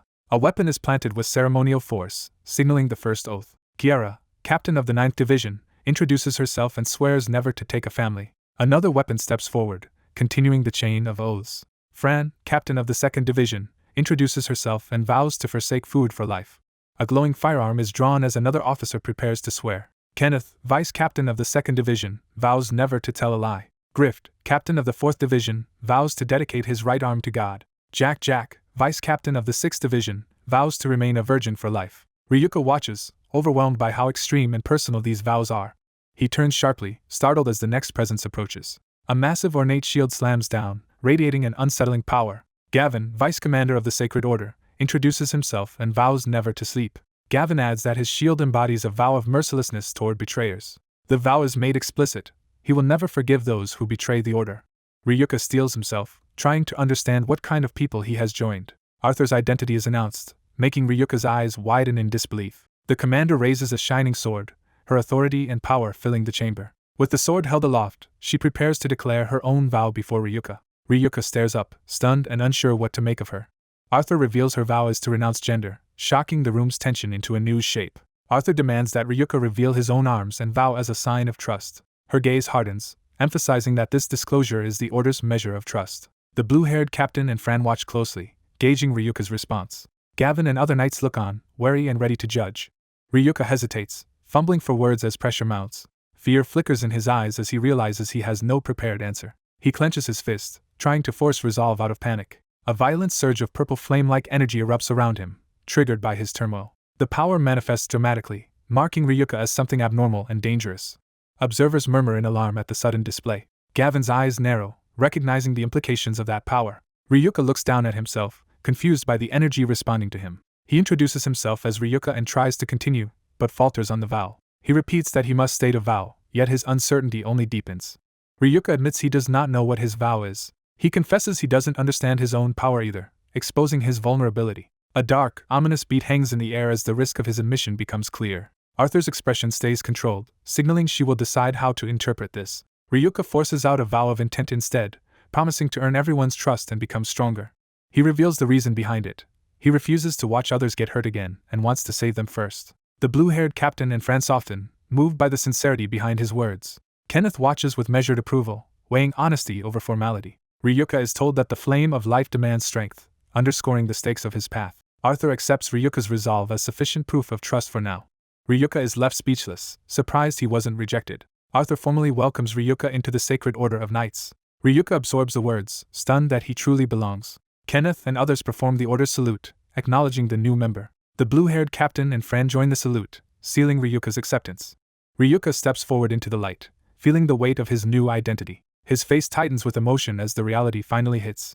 Arthur departs through the hall as the chamber breaks into chatter behind her. Gavin challenges the decision, questioning accepting someone who cannot even state a vow. Arthur addresses Gavin directly, refusing to be intimidated.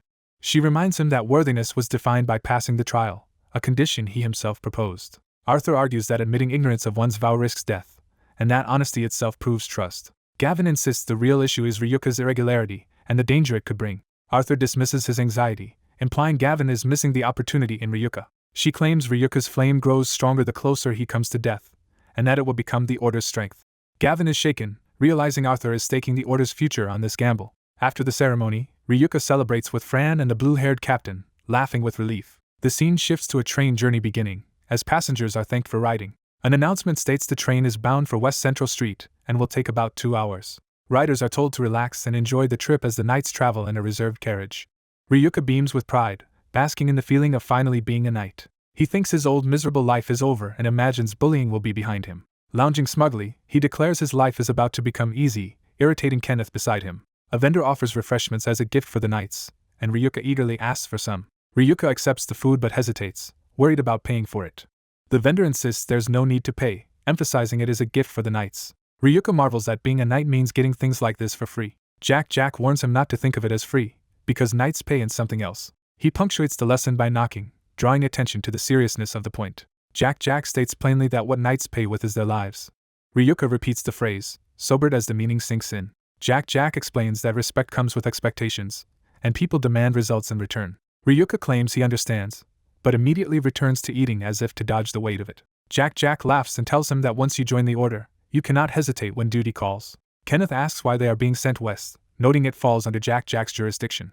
Jack confirms the assignment is indeed in his area. He explains monster activity in the far west has increased, and reinforcements were requested. He adds that most of those sent are rookies or support staff, implying a manpower strain. Ryuka agrees it makes sense, then challenges Kenneth about why a vice captain is here at all. Kenneth snaps that his division is not free enough for leisure, bristling at the implication.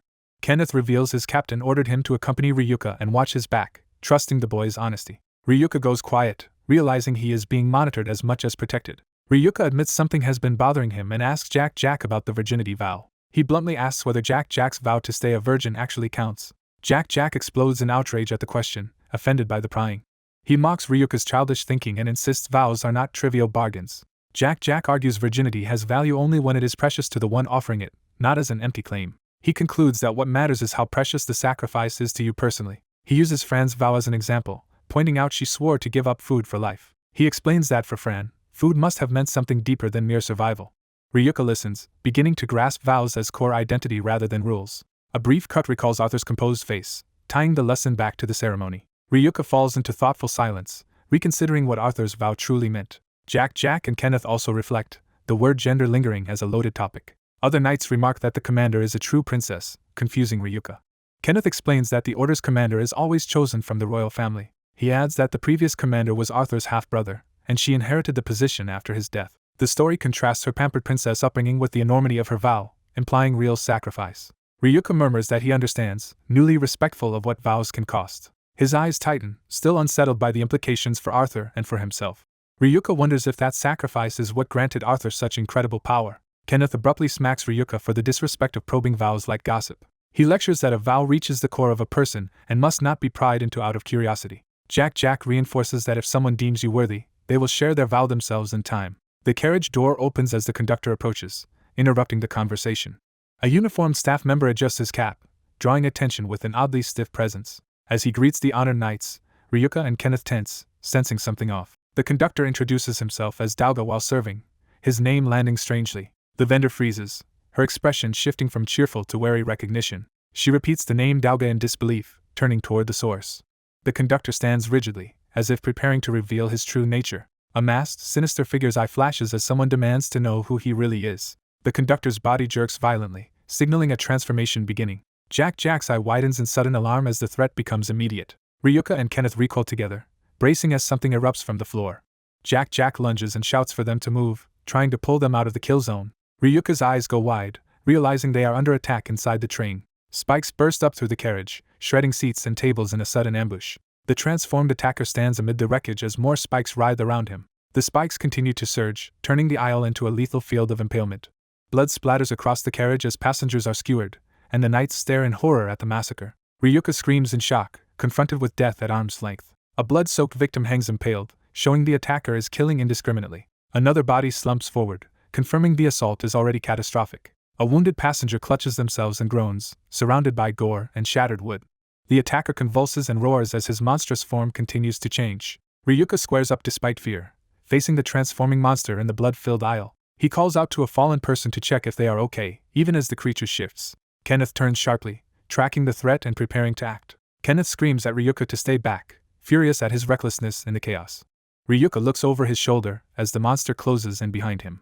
A massive spike slams down toward Ryuka, the strike too fast to evade cleanly. Ryuka is caught in the impact's aftermath, eyes blown wide as blood sprays around him. He staggers away clutching his shoulder, wounded and shaken by the near-fatal hit. Jack braces to counterattack as screams fill the carriage and the fight for survival begins.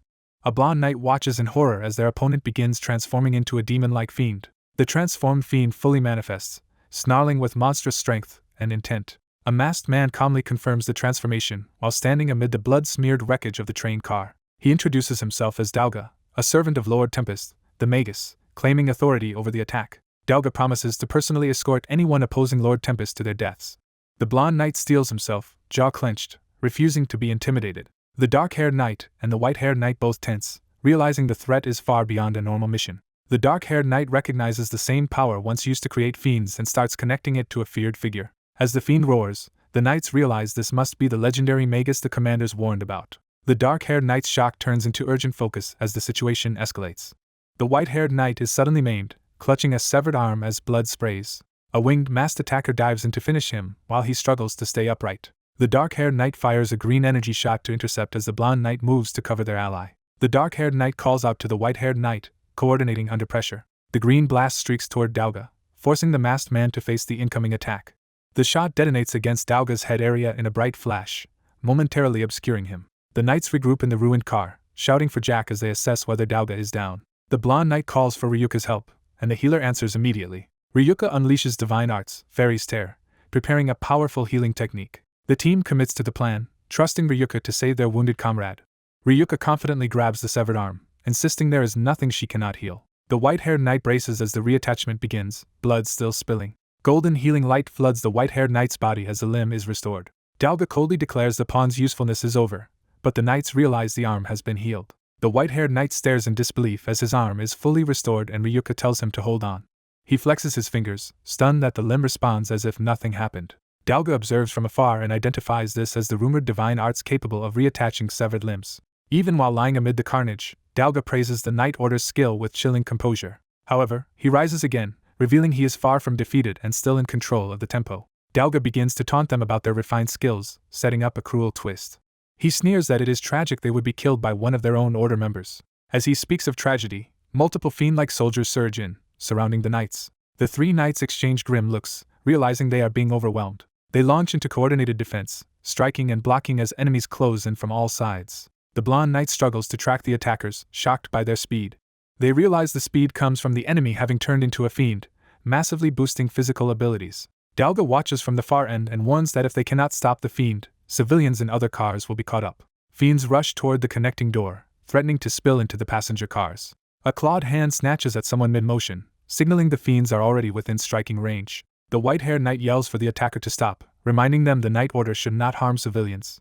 The fiend roars back, fully feral and unresponsive to reason. The white-haired knight screams for the fiend to snap out of it, desperate to reach the person inside the monster. A brutal blow lands, leaving the fiend reeling with a head wound as the fight turns chaotic. The white-haired knight freezes as a dark, corrupting force brushes close, sensing something worse than brute violence. Dauga states flatly that a human who becomes a fiend can never return to normal, crushing any hope of saving them.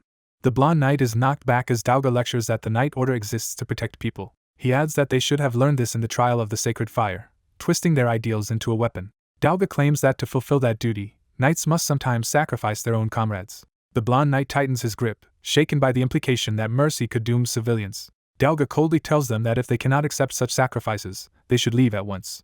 The white-haired knight is rattled, realizing the enemy is forcing a moral breaking point. The dark-haired knight orders the others to handle the fight, while he focuses on preventing civilian casualties. The white-haired knight forces himself to comply, swallowing fear and guilt to protect the passengers.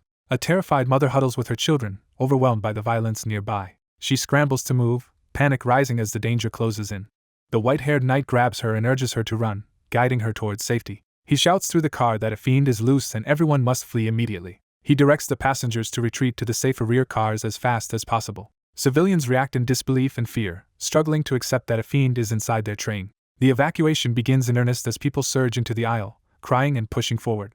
Passengers sprint down the corridor between cars, desperate to escape the slaughter behind them. The white-haired knight keeps shouting for everyone to move quickly, trying to prevent a stampede from turning deadly. Some passengers hesitate in confusion, unsure where to go or what is happening.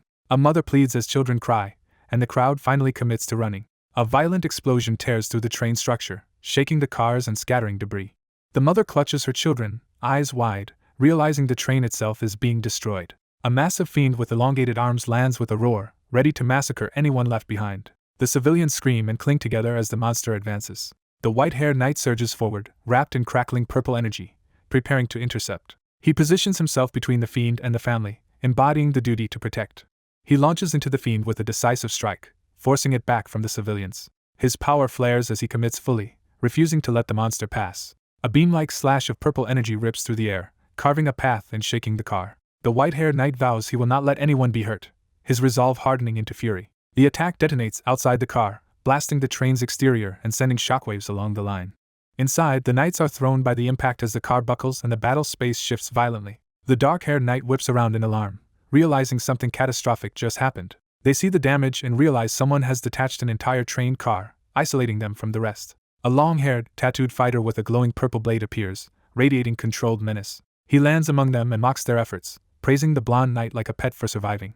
Dauga reacts with mild surprise at the newcomer's presence and power. Outside, the separated cars grind apart on the tracks, confirming the civilians have been cut off from the fight. In the now emptier car, The remaining family is far away, and the battlefield becomes a sealed arena. The long-haired fighter notes that with the car separation, the civilians should be safe for now. He finds it strange that Dauga's investigation said only the vice commanders should match officer-class combat power.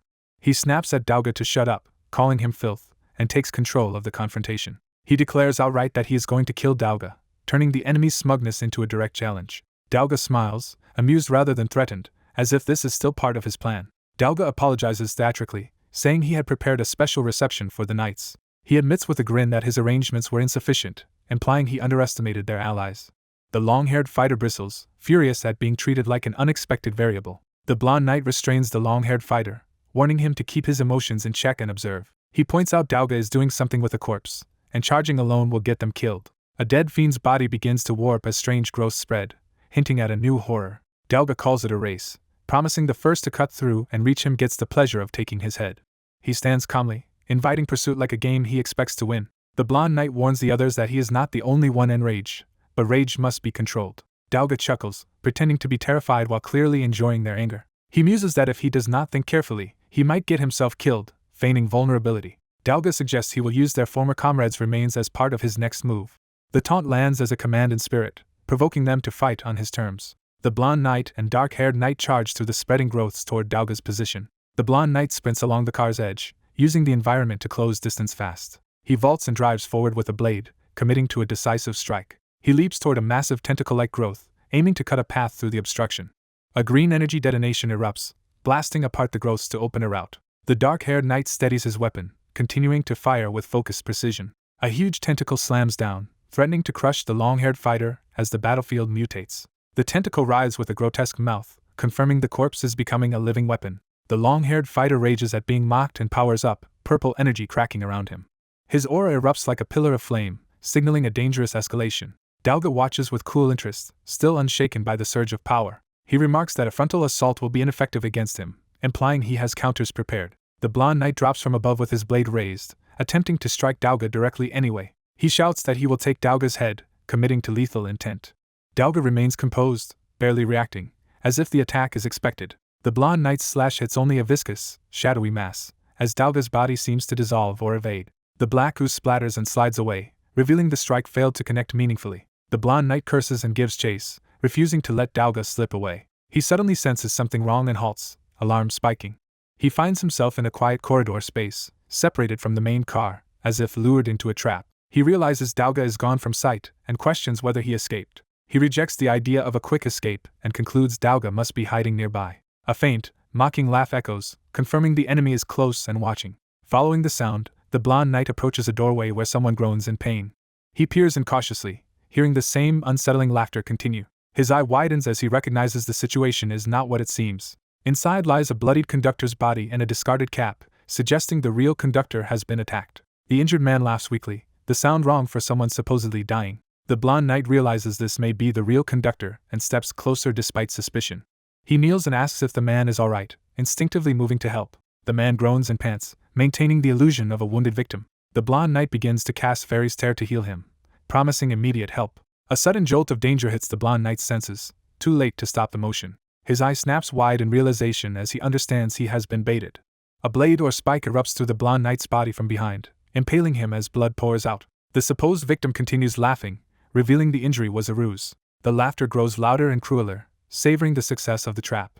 The man's face contorts into manic glee, eyes glowing with murderous delight. The blonde knight snaps his arm up, forcing himself to react despite the impalement. The attacker rises in a monstrous posture, mocking the knights for being so gullible. The blonde knight glares through pain and rage, struggling to speak as betrayal sinks in. The attacker's body mutates further, purple corruption spreading as he lectures about the Night Order's predictability. Dauga appears beneath the grotesque transformation, boasting that knights always rush to help the injured because his big brother taught him that trick. A fleshy growth pulses as the knights react in shock at the mention of a big brother. A towering, pale tendril rises between them, separating the blonde knight from the others and tightening the trap. Dauga smiles with quiet satisfaction, pleased his deception worked perfectly. Dauga and his clownish accomplice stand over the wounded blonde knight, asserting dominance as the corridor fills with ominous motion. The blonde knight spits out a furious curse at Dauga, barely holding himself together. Bleeding heavily but still standing with blade in hand, the blonde knight vows to slaughter Dauga despite the ambush. A brutal strike drops the braided man hard, silencing him as blood sprays. A young man in armor stares in shock at the sudden, vicious turn. The Fiend brothers mock the fallen officer class knight, and casually agree to throw him out as well. Dalga praises Dolce for following his training, revealing the two as the notorious Fiend brothers. The wounded braided man insists there is another mastermind behind them, the real conductor. Dolce laughs it off, claiming they tossed that conductor from the train long ago. The armored youth rushes into the corridor with weapon drawn, calling out for Jack. He reaches the bleeding braided man and tries to support him, realizing how bad it is. Fury takes over as he condemns the attackers for what they have done. The brothers smugly taunt him, boasting that strategy makes even elite knights fall. They sneer that an officer-class knight ends up broken all the same. A sudden purple slash of power cuts through the air toward them. The attack passes close enough to startle the brothers and interrupt their gloating. Dolce's eyes widen as he registers real danger. Dalga's calm gaze sharpens, assessing the new threat. Dolce yelps in pain as the strike lands or grazes, shattering their confidence. Dolce screams, shocked that he can be hurt. A long-haired, tattooed rookie knight steps forward in a purple aura, challenging their talk of officer-class strength. Purple energy crackles under his feet as he plants himself to fight. He admits he will be the one to take their cleverness head-on despite being only a rookie. Behind him, the armored youth kneels by Jack's bleeding body, calling his name while the rookie advances. The youth grips Jack's blood-soaked clothing, trying to keep him from slipping away. He panics, recognizing the wound is deep and calling for Neve to help. A tiny teal-haired girl reacts, startled but ready to act. She declares she knows what to do and begins casting healing magic in a burst of light. Jack's condition is critical, and the youth warns that healing will take time if the caster is not fully conscious. Dolce gathers power in his hand, preparing another dirty move. His body warps grotesquely as he channels demonic energy for an attack. Dalga derides the rookie's arrogance, still treating humans as beneath them. Dalga notes they face two executive-class knights and signals Dolce to proceed. Dolce smirks, eager to unleash what he has prepared. A violent surge tears through the corridor as their power erupts and debris rains down. Dalga proposes taking the fight outside so they can go all out without restraint. Dalga smiles as if certain the battlefield is already theirs. The train's structure cracks as the conflict bursts outward. On the roof, the rookie clicks his tongue while the youth stays near Neve and Jack's light. The rookie warns the youth to stay alert because the enemies may take hostages. The youth steels himself and agrees to handle that responsibility. The rookie demands to know what the brothers are really after. Dalga answers that he sent knights here to escort them to death, insisting it is his duty. Dalga vows that for his master's sake he will not let them reach the West alive. The rookie presses about what the master is doing in the West, but Dalga refuses to explain. Dalga coldly begins his verdict, making it clear explanations are unnecessary. He declares they will die here as the train races on. The rookie tightens his grip and prepares to strike first in the darkness ahead. He notes the darkness itself is a problem, sensing something hidden. Whispers of kill echo from the shadows as many glowing eyes appear. A swarm of monstrous bats dives out of the night toward them. One bat lunges close, fanged and shrieking. The rookie identifies them as bats transformed into monsters and swings his purple blade upward. His slash carves a wide arc through the swarm, scattering bodies and dark mist. He stays composed, but realizes the numbers are overwhelming. More bats keep coming, filling the sky above the train roof. He concludes the swarm will not end unless he finds and stops whoever is controlling them. A bat dives at his blind spot, forcing him to react mid-thought.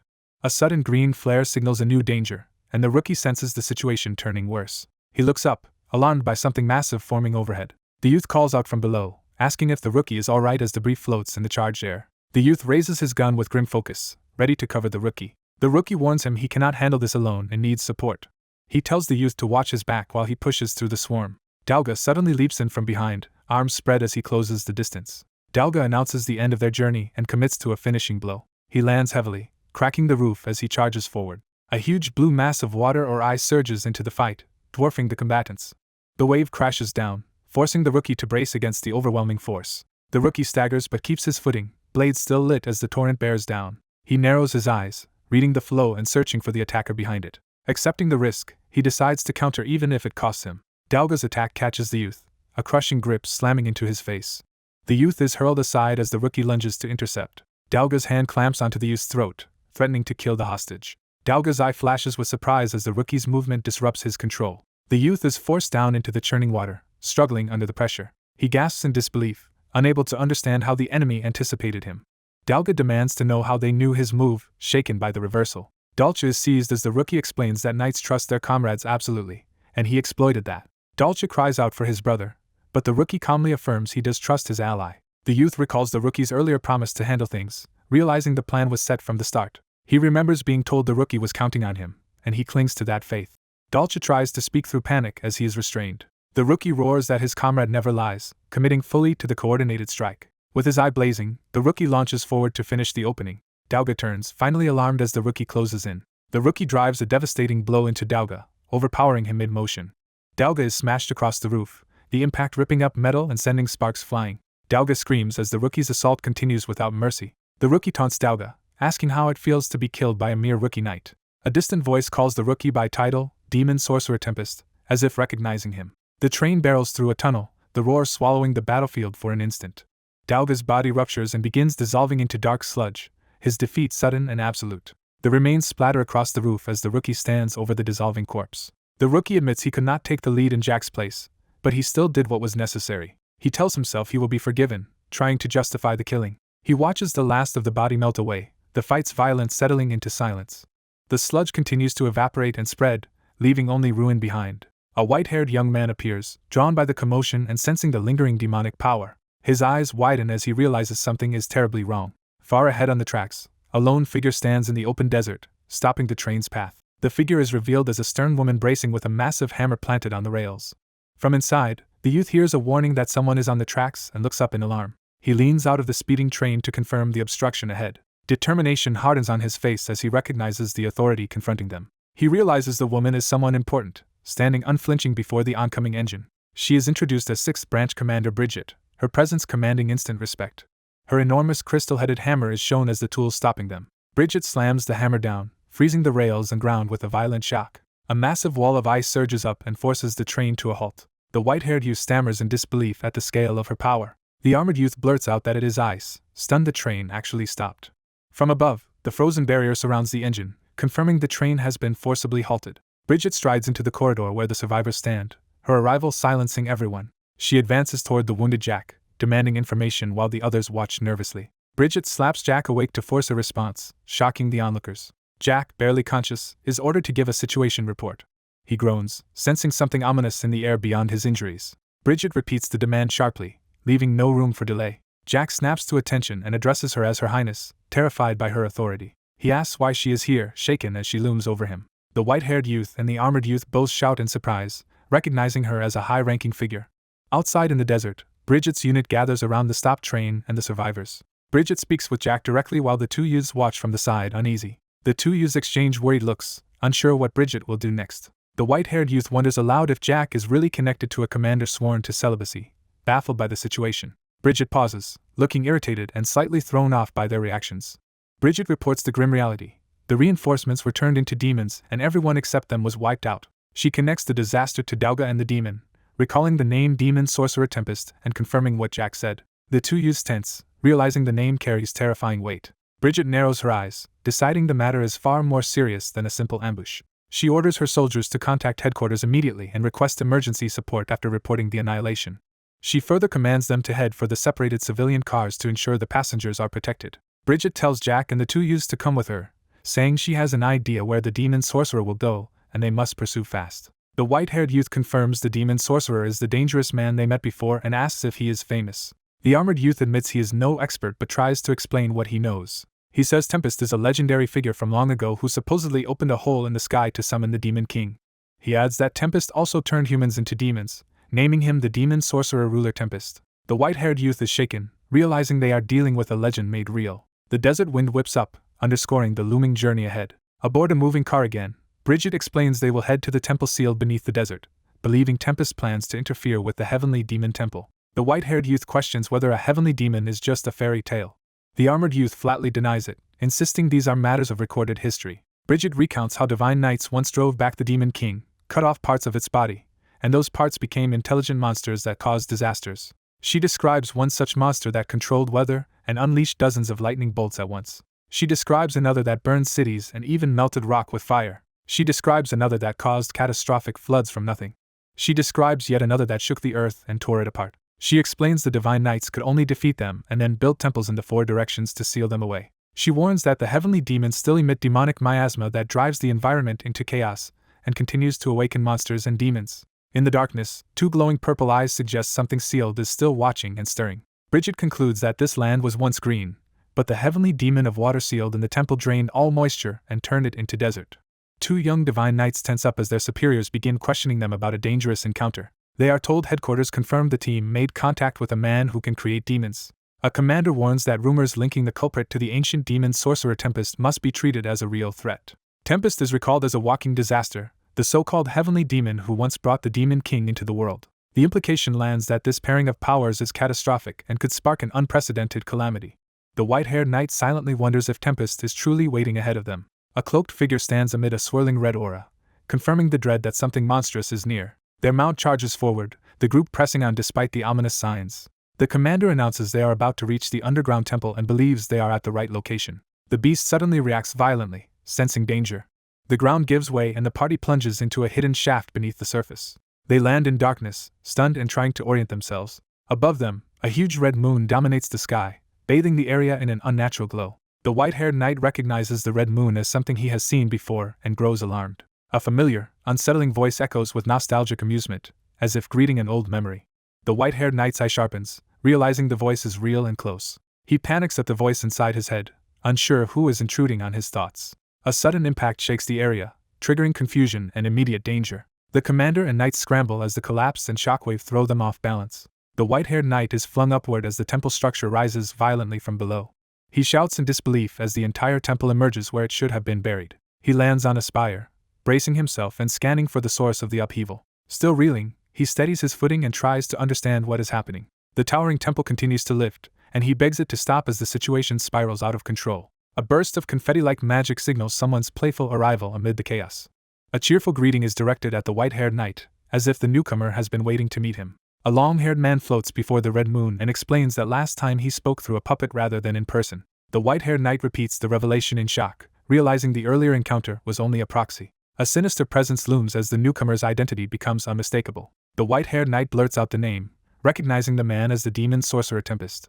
Tempest smiles calmly, confirming the recognition without denying it. The white-haired knight steels himself and prepares to fight despite his fear. A massive icy strike surges upward toward Tempest, attempting to crush him midair. Tempest glides aside with casual surprise, unbothered by the attack. The commander launches himself into the air, closing distance to confront Tempest directly. Tempest mocks the divine knights for being as brutal and unchanged as in the old days. The commander demands to know if Tempest is truly the demon sorcerer and declares the temple off-limits. With cold authority, the commander orders Tempest to leave immediately. Tempest refuses outright, rejecting the command as if it were meaningless. He boasts that after countless experiments, the long-awaited day has finally arrived. Calling it a monumental day, Tempest begins a ritual-like action and tells something to drop. Rain starts pouring under the red moon, an impossible phenomenon in the desert. The knights stare upward, stunned that the desert itself is now under rainfall. The commander realizes this cannot be natural and senses the scale of the magic involved. Tempest admits he resurrected what was once sealed, savoring the moment. He names the resurrected entity as the heavenly demon of water, Lord Vebel. Deep within the temple, a sealed mechanism begins to open under the rain. One of the knights reacts in alarm as the seal's activation becomes undeniable. The commander tightens his focus, recognizing the worst-case scenario unfolding. The white-haired knight's eyes widen as he realizes a heavenly demon is truly involved. A small figure approaches from the darkness of the open chamber, carrying a toy-like object. A horn-bandaged girl strolls out yawning, acting as if she has merely woken up. She complains she is still sleepy, showing no fear of the armed knights. The white-haired knight stares, unsettled by how ordinary the awakened being appears. Tempest politely greets Lord Vebel and addresses her with familiarity as the knights watch in disbelief. He apologizes for waking her after centuries of slumber, speaking as if this is a minor inconvenience. Tempest kisses her hand in a theatrical gesture of devotion and control. He asks Vebel to personally exterminate the descendants of the divine knights who once sealed her away. Vebel abruptly strikes Tempest, cutting him off mid-sentence. Tempest staggers with a bruised cheek while Vebel stands unimpressed, refusing to be treated like a tool. The knights flinch at the sudden reversal, realizing Tempest is not fully in command of her. Vebel snaps that she takes no orders and resents being dragged into someone else's plans. Tempest recovers with a faint smile, intrigued rather than angered by her defiance. The white-haired knight senses something is off, realizing the awakened demon is not behaving as expected. The commander warns everyone to stay alert, feeling an intensely concentrated demon miasma nearby. He grimly acknowledges that if the wrong entity is freed, humanity could be doomed. Vebel listens blankly, as if the threat to humanity means nothing to her. She tilts her head, noticing something else that catches her interest. The white-haired knight watches her closely, unsure what she is about to do. Vebel suddenly launches herself with a burst of water-like energy toward the white-haired knight. She closes in and inspects him at point-blank range, humming as if confirming a suspicion. Vebel excitedly recognizes him as Acheron, and says it has been a long time. Acheron is stunned, not understanding why a heavenly demon knows him. Vebel questions why he is in her territory, surprised he did not go north as expected. Acheron fumbles for an explanation, claiming he does not know what she means. Vebel accuses him of resurrecting by taking on a human body, calling him brother. Acheron repeats the accusation in shock, shaken by the implication about his own identity. Vebel seems satisfied by his reaction, as if his confusion confirms her theory. High above the temple, Tempest watches from a spire while Acheron remains pinned in a tense exchange. Tempest explains that their last meeting revealed a connection to a god from another world, meaning Acheron's contract involved a piece of that god's body. Acheron reels, realizing the bond he carries may be far deeper and more dangerous than he believed. A sudden water blast tears across the structure, forcing Acheron to dodge. He skids along the spire, barely keeping his footing as debris flies. Vebel laughs about the coincidence of meeting right after being forcibly awakened and invites Acheron to play for old time's sake. She rockets forward again, turning the invitation into an immediate attack. The commander and Acheron rush to intercept, trying to protect each other from her speed. Vebel flings a surging wave of water as if tossing a toy, daring them to catch it. The commander swings his massive hammer through the torrent, attempting to break the attack's momentum. Acheron shouts the commander's name, terrified he will be overwhelmed. The commander barks Acheron's name back, ordering him to stay focused and move. Another knight calls out for Neve as golden magic gathers, preparing support. Neve arrives with bright energy, ready to assist the team immediately. A golden surge flashes, signaling the start of a supportive spell. The commander grips his weapon tighter, bracing for the next exchange. He slams down with crushing force, trying to pin Vebel and disrupt her control of the battlefield. The commander senses a shift and realizes the enemy is adapting faster than expected. Vebel dismisses the knights as boring and insists Acheron should play with her instead. Acheron grimaces, anger rising as she treats the fight like a game. The dark-haired knight fires green energy shots, attempting to restrain or damage Vebel from range. Vebel lets the shots strike harmlessly, taunting them to try harder. She decides the knights are a nuisance and prepares to erase them efficiently. Vebel spreads her arms and summons a vast ring of water power that swells outward under the rain. The water condenses into a dense, spinning sphere, building pressure for a larger attack. Tempest orders his subordinate Coinhand to swat away the knights as if they are insects while watery demon faces manifest overhead. The commander and the dark-haired knight charge into the summoned spirits, trying to break through before the spell completes. Tempest watches through binoculars, delighted by the spectacle of a heavenly demon's power. He remarks that such overwhelming strength makes the divine knights look insignificant. A small attendant comments that Tempest seems unusually cheerful, noticing his excitement. Vebel raves that watching a heavenly demon move like this has always been one of her dreams. Tempest admits he is emotionally overwhelmed to witness it from the front row. Acheron realizes with dread that a heavenly demon has awakened first in a human-like form, complicating everything. Tempest calmly suggests they proceed to the northern temple next, and his attendant agrees. A sudden flare of power signals a new arrival, interrupting Tempest's plans. A radiant sword descends in a pillar of light, announcing a formidable presence. Tempest sighs that the troublesome one has shown up at the worst time. A red-haired woman appears standing atop the glowing sword, dominating the battlefield with her aura. She notes that Tempest's subordinate has caused trouble and implies she has come to correct it. With a confident smile, she asks if Tempest is ready, clearly challenging him. She stands poised on the sword like a platform, radiating controlled menace. Her eye sharpens, locking onto Tempest with predatory focus. Tempest meets her gaze with a calm, knowing expression, unshaken by her arrival. Her intense stare holds, signaling she is about to act decisively. Below, Vebel's water torrents lash across the temple, forcing the knights to scatter and defend. A blue-haired commander-like warrior swoops in beside the red-haired woman, assessing the situation. The red-haired woman addresses him as Kiran and asks if he can hold the heavenly demon off for 3 minutes. Kiran confirms the target is the heavenly demon and asks which one, readying his spear. He commits to the task, preparing to engage while the others handle Tempest. Tempest declares he will join the confrontation after finishing his business here, dark magic gathering around him. As Tempest turns toward the glowing sword, someone calls out to him, identifying him as the rumored demon sorcerer. The red-haired woman grips the sword and warns she is asking just in case, but he must answer seriously. She demands he promise not to cause any more trouble, framing it as his last chance to back down. Tempest stands with his small attendant within a red aura, facing the ultimatum without fear. He refuses with playful defiance, making clear he has no intention of stopping. A red slash of power erupts as Tempest launches himself into motion, initiating the clash. The red-haired woman remains composed amid surging energies, ready to counter his approach. A violent burst of light detonates overhead, marking the first heavy exchange between their powers. 2 streaks of energy shoot across the stormy sky, signaling the battle's escalation beyond the temple. Kiran drops in near Acheron, positioning himself to take over the fight against Vebel. He tells Acheron to hold off the heavenly demon until the commander returns, treating it as a timed mission. Vebel floats above them as Kiran reiterates the 3-minute window, forcing Acheron to accept the plan. Kiran orders Acheron to focus, making clear survival depends on discipline and coordination. The summoned water spirits and a massive water sphere descend, signaling Vebel's next attack is imminent. Kirin throws a decisive punch into the oncoming force, trying to break the attack's formation. Acheron grits his teeth as the water pressure and damage mount, struggling to keep up. Another knight charges in with determination, refusing to let the team collapse under Vebel's assault. Neve activates a wide-range continuous recovery field, bathing the area in golden healing to keep everyone fighting. Acheron jolts as he feels the healing take effect, realizing they can endure longer than before. With injuries stabilizing, Acheron agrees to go all out, committing to the 3-minute hold. The commander roars and surges forward through the water, launching a renewed counterattack. A massive splash-like explosion of blue energy engulfs the battlefield as their clash with Vebel peaks again. In the rain, glowing water droplets gather and begin behaving unnaturally, as if pulled by a will. A white-haired fighter realizes something is wrong and braces for a shift in the battle. The water splits into multiple masses, signaling a new technique taking shape. The long-haired, red-eyed man clicks his tongue and throws up a purple flame-like defense to stop it. The water surges through his barrier anyway, forcing him to confront that his element is being countered.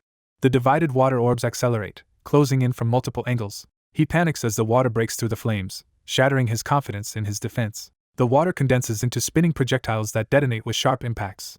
A uniformed gunman steadies himself amid the chaos, readying his own power as the water attack spreads. The long-haired man thanks the gunman for the warning, and is told not to overexert after using his power nonstop on the train.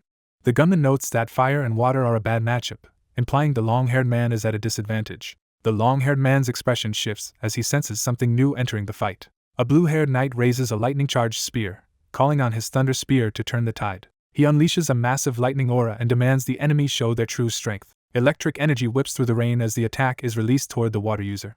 A white-haired, armored woman swings her huge crystal hammer and invokes Winter of Death. She commits to freezing everything without hesitation, choosing overwhelming area control. Her strike slams down, erupting jagged ice that spreads violently across the ground.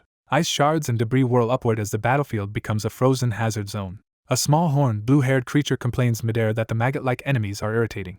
A chained hand gestures calmly, signaling that the warm-up is over and it is time to end this phase. The horned creature is ordered to gather before Coin Hen, as water swells into a huge sphere around it. The creature curls within the water mass, concentrating power as the sphere thickens. The water aura flares brighter, hinting at a transformation or escalation. The horned creature emerges, floating confidently inside a towering water aura. A blue-haired ally observes that it is absorbing surrounding water and growing stronger, marking the real fight's beginning. The long-haired, tattooed man squares up, angered by the opponent's sudden power spike. His eyes tighten with strain, as if something inside him is reacting to the creature's presence. A voice calls him brother and urges him not to be distant, triggering a disturbing familiarity. He tries to shut the sensation down, but the intrusion only sharpens his panic.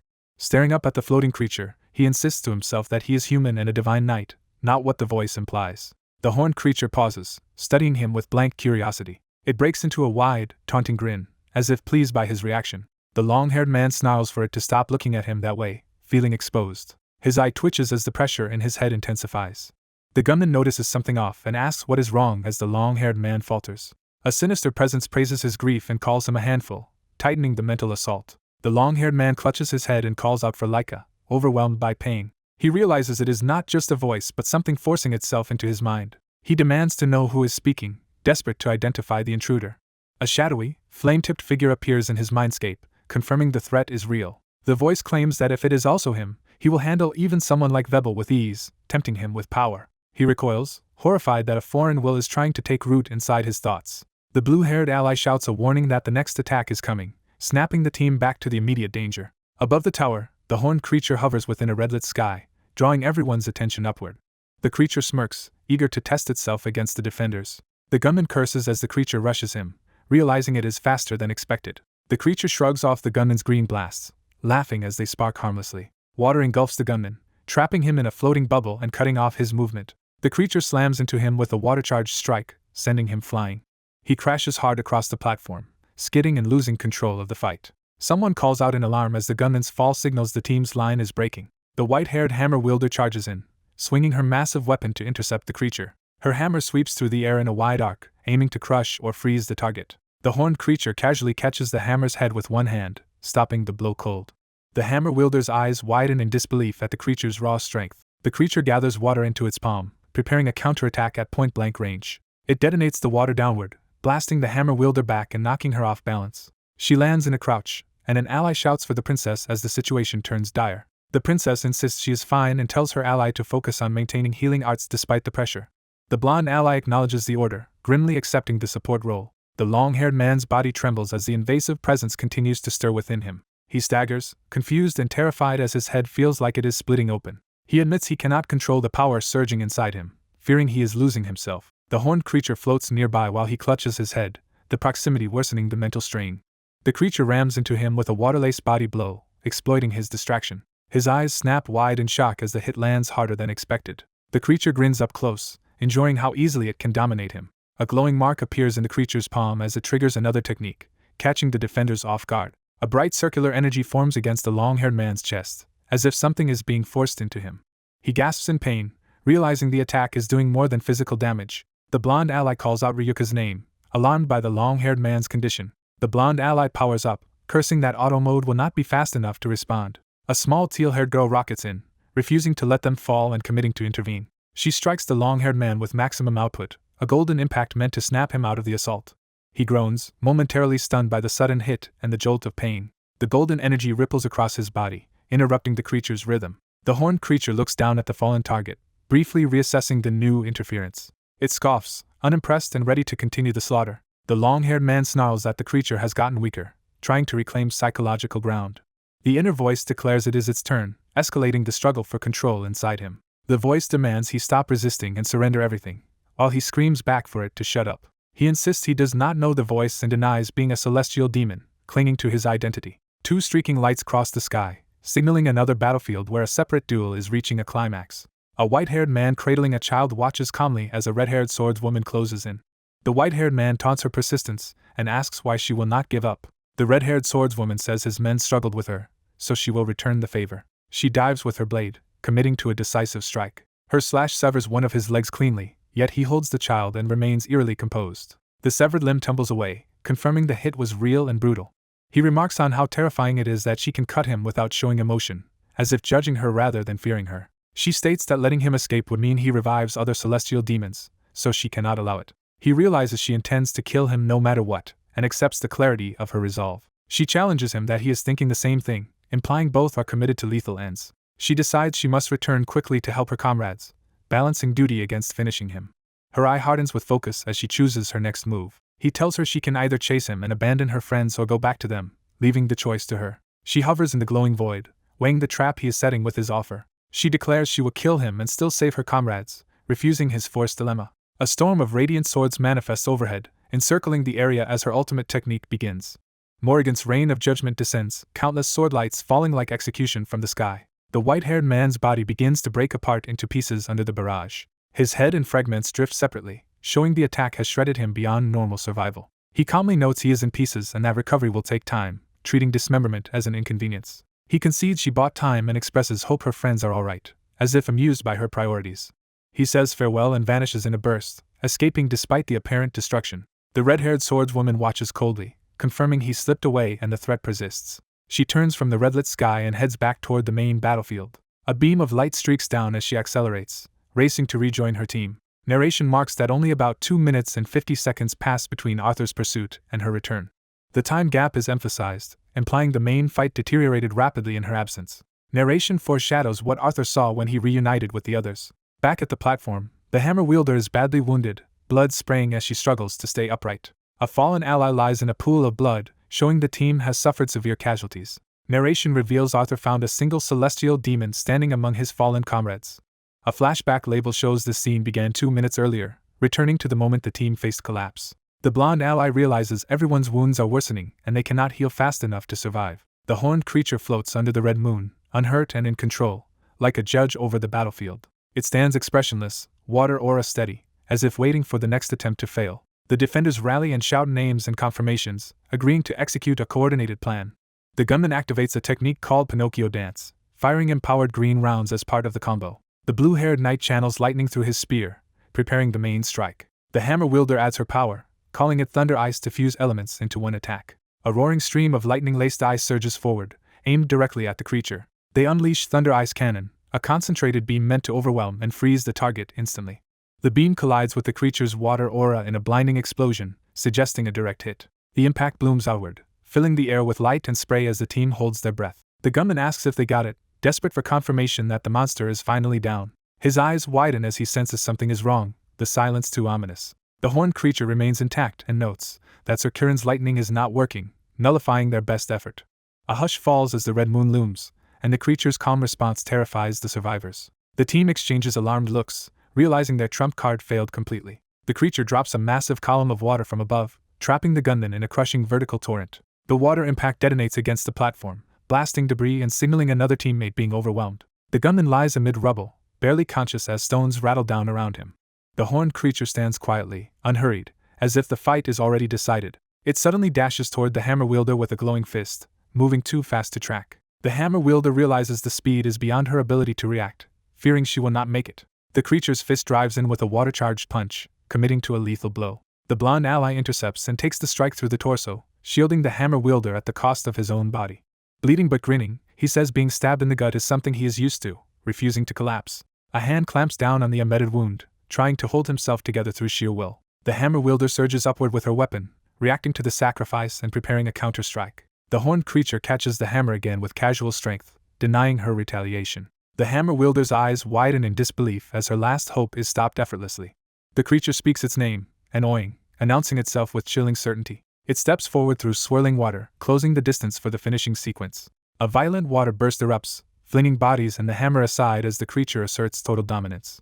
Ryuka, still clutching his head, kneels near a bloodied fallen arm, shaken by the carnage and the voice within.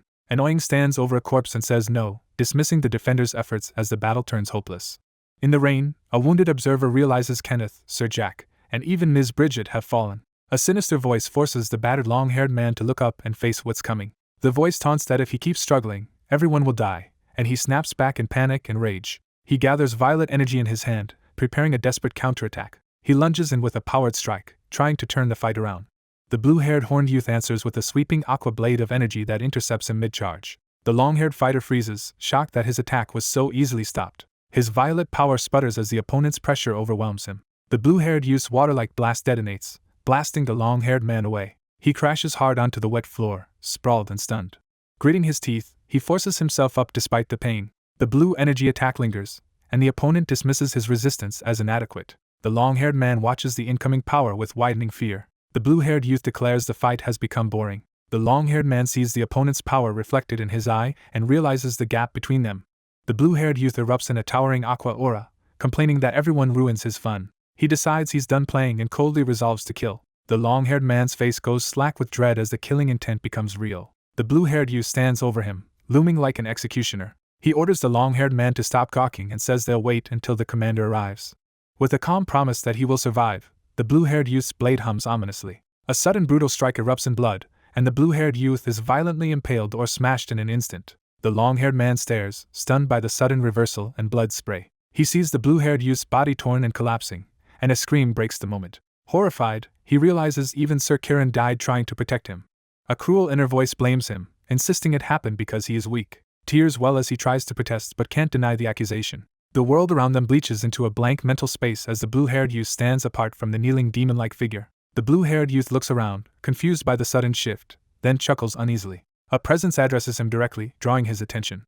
A horned, tattooed demon-like man sits crouched, a purple flame burning from his forehead as he studies the youth. The demon offers a deal. If the youth wants to save everyone, he must surrender his body. The youth repeats the name Ryuka, trying to understand what the demon means. In the empty mindscape, the youth faces the seated demon at a distance. The youth starts to speak, sensing the demon is the source of the voice. The demon remains seated, unhurried, letting the youth stew. He claims to be Ryuka, then corrects himself as if clarifying a technicality. He explains that the one given the human name Ryuka is actually the youth himself. The youth demands to know what the demon is and why it has been speaking in his head, realizing time is critical outside. The demon mocks him for being slow or pretending not to understand. He reassures the youth that this is the world of the mind. He explains that no matter how long they talk here, not even a second passes in the real world. The demon introduces himself as Acheron, sealed in the north. He calls himself a celestial demon, savoring the youth's alarm. The youth repeats the term celestial demon and the name Acheron, shaken. Acheron sighs as if inconvenienced and says he will explain everything at once. The mindscape darkens, signaling a forced dive into Acheron's memories. 15 years ago, Acheron exploited a crack in his seal to release a fragment of himself. That fragment, powerless on its own, drifted in search of an opportunity. It moved like a red comet, closing in on the mortal world. It arrived over a ruined village under a blood-red sky. Acheron recounts a nearby village being attacked by monsters, with a woman there dying. He reveals he incarnated himself into her womb. He states plainly that the baby born from that woman was the youth, Ryuka. The youth reels, unable to accept that his birth was Acheron's incarnation. The memory shifts to the youth's silent shock as the truth sinks in. Acheron pities him, calling him a poor thing for what he is. He shows the youth's past among people, implying the life he thought was normal was built on a lie. Acheron says the youth kept insisting he wasn't a monster. He declares the youth was a monster all along, even if he refused to see it. He emphasizes that this was true even before the youth was born. Acheron returns to the present mindscape, continuing the story of the pack's origin. He credits the Holy Grail for allowing him to grow strong enough within the youth. The youth's eye widens, recognizing the Holy Grail's role in the nightmare. Acheron's smile sharpens as he senses the youth's fear turning into desperation. Hellfire suddenly engulfs the youth's spirit, igniting him from within. The youth's mind screams in disbelief as the burning intensifies. Acheron watches as the youth collapses under the flames, writhing. The youth gasps that it hurts and that his throat feels like it's burning. He panics that he cannot breathe, the pain choking him. Acheron asks if this is what the youth has feared all along, the Covenant. The youth clamps his mouth in terror, realizing the pact is activating as payment is demanded. Acheron grips him and declares this is the moment the deal becomes real. He taunts that when you have nothing, all you can offer is your body. Acheron offers power but demands payment. The youth's spirit will be burned by hellfire. He promises that when the youth's spirit is exhausted and can't bear it anymore, the takeover will begin. Acheron smiles and says he will emerge, claiming the youth's body as his. He states with certainty that the youth's body will be his possession. Acheron admits he planned to kill the blue-haired opponent first, then enjoy real chaos afterward. He urges the youth to give up, saying surrender will ease the pain, otherwise he will burn forever.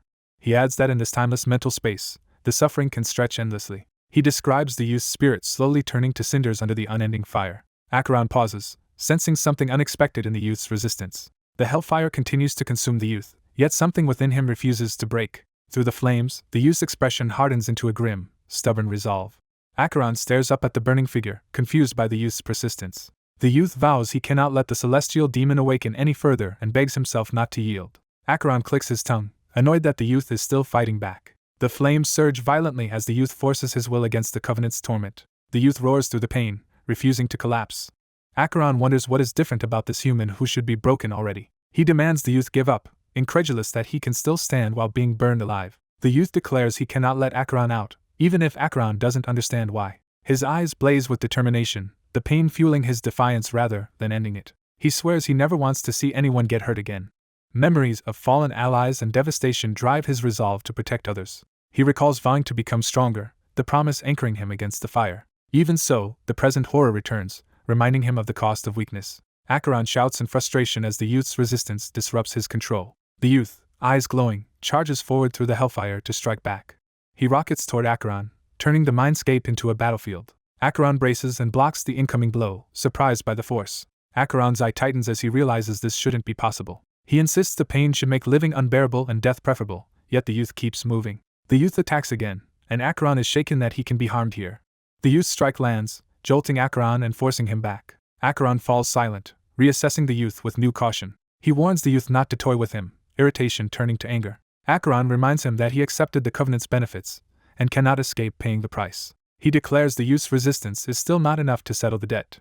Acheron flinches, sensing a new presence intruding on the mindscape. The youth challenges Acheron's claim of lending power, saying it was nowhere near enough to beat a celestial demon. He demands more, eyes burning with a dangerous insistence. The youth screams for Acheron's power, forcing the demon to confront his will head-on. Acheron repeats the word power with suspicion, realizing the youth is twisting the bargain. The youth admits it's true and says that little power cannot defeat the celestial demon they face. He refuses to give up his body, declaring he will be the one to go out and fight, so Acheron must give him more power. Acheron lunges to stop him, but the youth's will surges like a countercurrent. The youth's force drives Acheron back, flipping the predator-prey dynamic in the mindscape. Acheron snarls in frustration, realizing he's being cornered by his own contract. The youth explodes in fury, ordering Acheron to stop acting so full of himself. A sudden aqua strike smashes into Acheron's face, interrupting his dominance. The scene snaps back to the rainy battlefield where the blue-haired youth stands near the kneeling long-haired man. The blue-haired youth faces the long-haired man, calm after the mental struggle's outcome. He mutters that this is a mess, disappointed that Acheron was less entertaining than expected.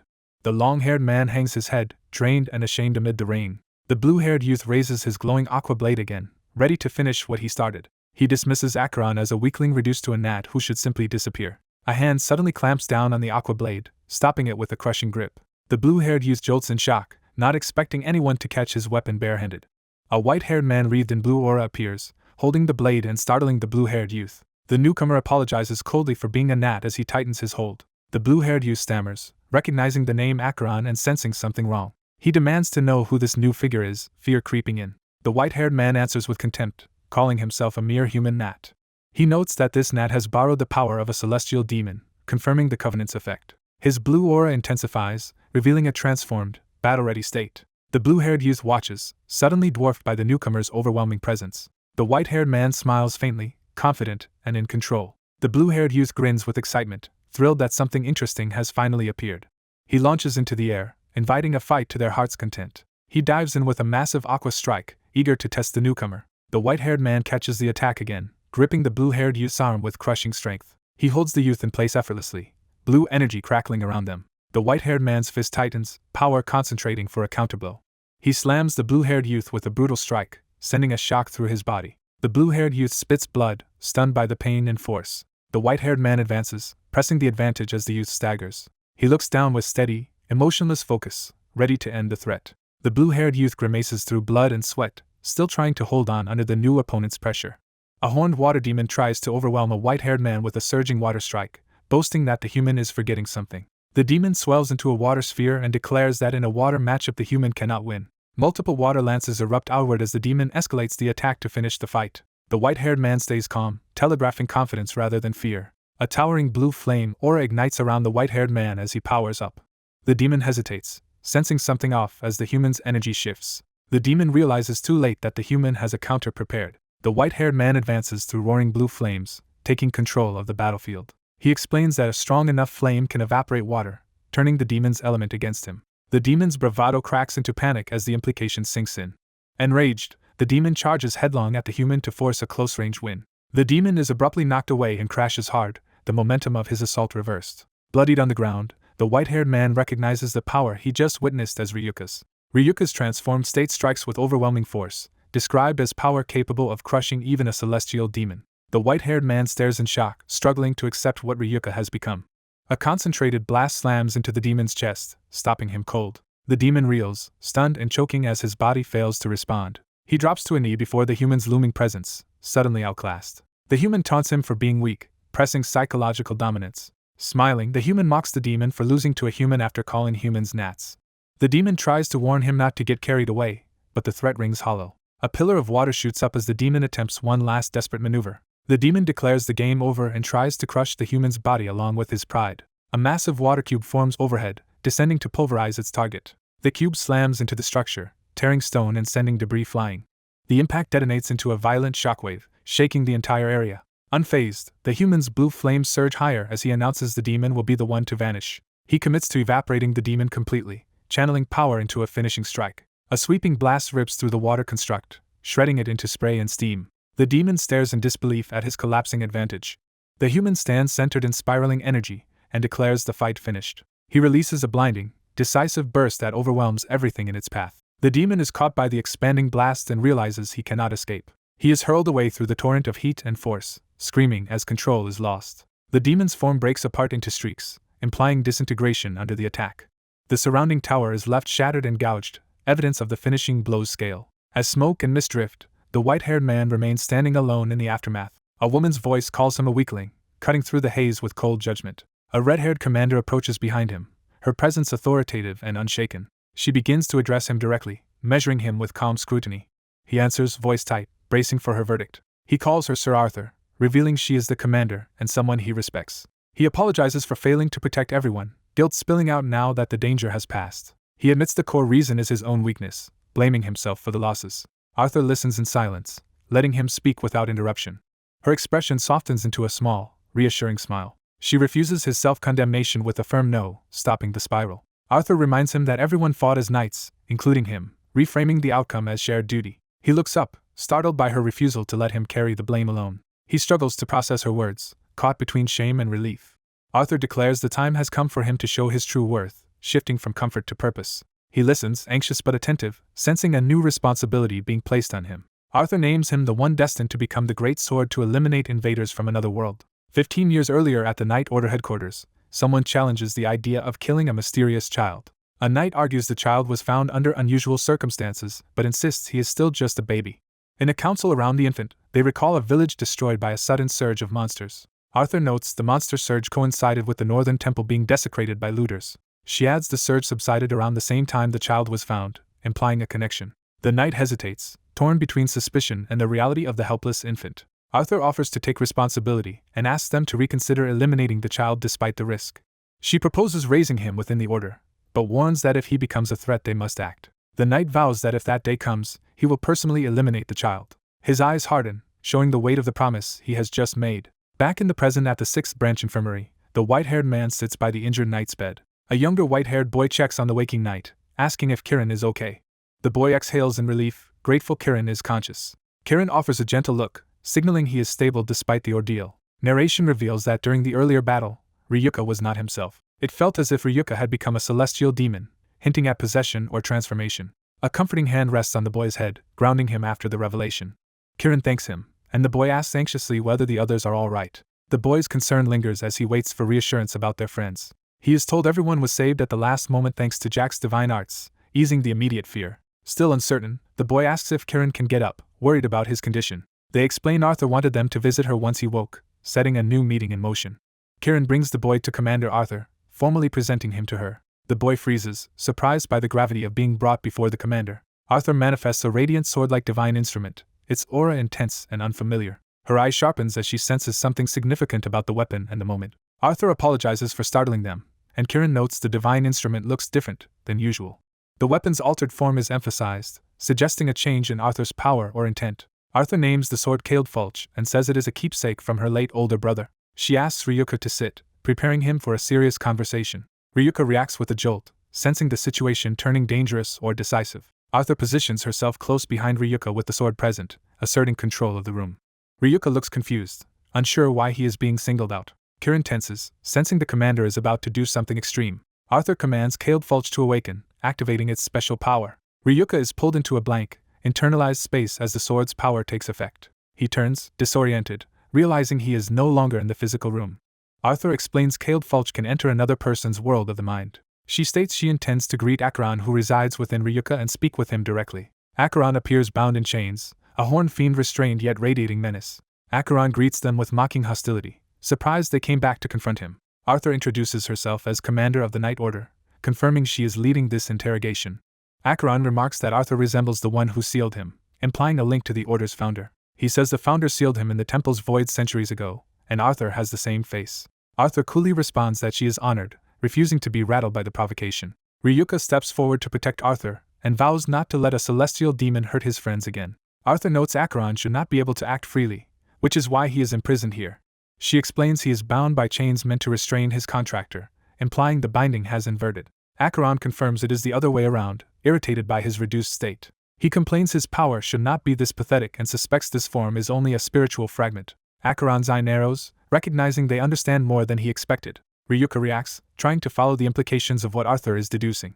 Arthur concludes this Acheron is only a fragment, meaning his true body may still be in the northern temple. She states plainly that Acheron's body likely remains dormant there. Acheron admits she is right, his grin returning as the stakes rise. He boasts that returning to his original body would multiply his power far beyond this weak state. Ryuka steels himself, anger and resolve replacing confusion. Arthur warns that Acheron's body is probably in serious trouble because the Magus has taken interest in the north. She explains the Magus likely targeted the northern temple because they knew Acheron was inside Ryuka. Ryuka remembers the Magus's words and realizes the threat was aimed at him all along. Arthur recalls that Ryuka's bond was deeper than a contract, as if Acheron was part of his body. She says the Magus can turn humans into fiends or resurrect celestial demons, making the body a catastrophic prize. Arthur warns that if the Magus gains control of a celestial demon's body, the consequences are unimaginable. Acheron erupts in fury at the idea of humans stealing his real body while he is stuck like this. Ryuka snaps back, refusing to be insulted and telling Acheron to leave if he hates the body so much. Acheron berates Ryuka for struggling against Beeble, insisting a true Acheron should have ended it instantly. Arthur reframes the situation, saying both Acheron and the Night Order share the goal of stopping the Magus from taking the body. She offers cooperation, extending her hand and asking Acheron to join forces.